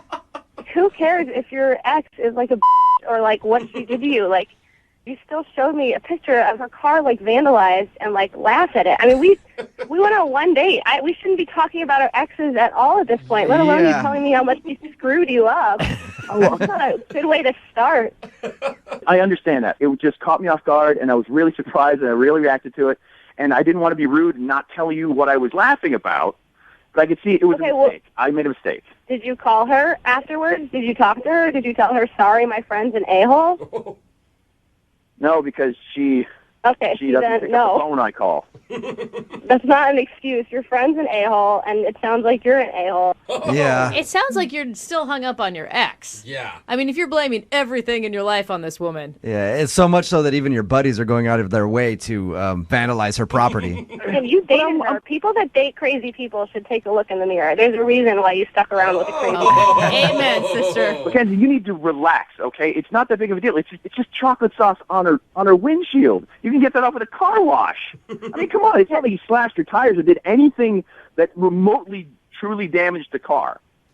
Okay, so it's awesome your friend isn't a total criminal. He still sucks. And the fact that you are supporting him is, like, really gross and weird. I have decent relationships with my exes. We can say hi to each other like normal people because we're grown-ups who go on dates and it didn't work out. Right. You sound like you've got major issues. So I'm assuming, Mackenzie, you think if you go out with Cam again and then stop dating him one day, your car will end up ruined.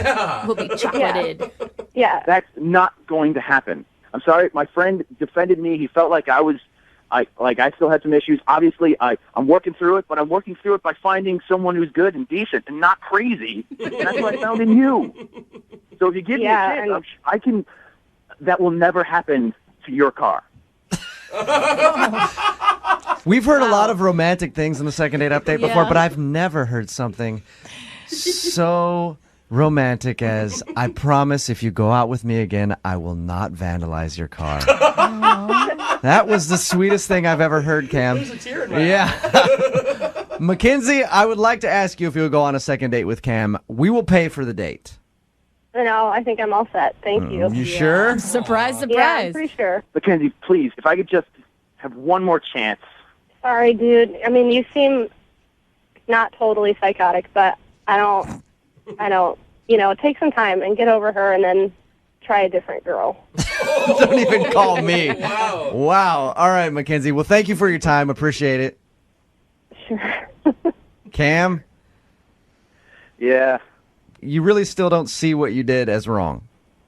The only thing I think I did wrong there was I shouldn't have shown her the picture. I should have just laughed or kept it myself. Or you know what? Just kept my phone in my pocket. Yep, you're right. I don't necessarily have a problem with what you did. It's the fact that you showed it to her. Yeah, hide your douchebag there. Brooke and Jubal in the morning.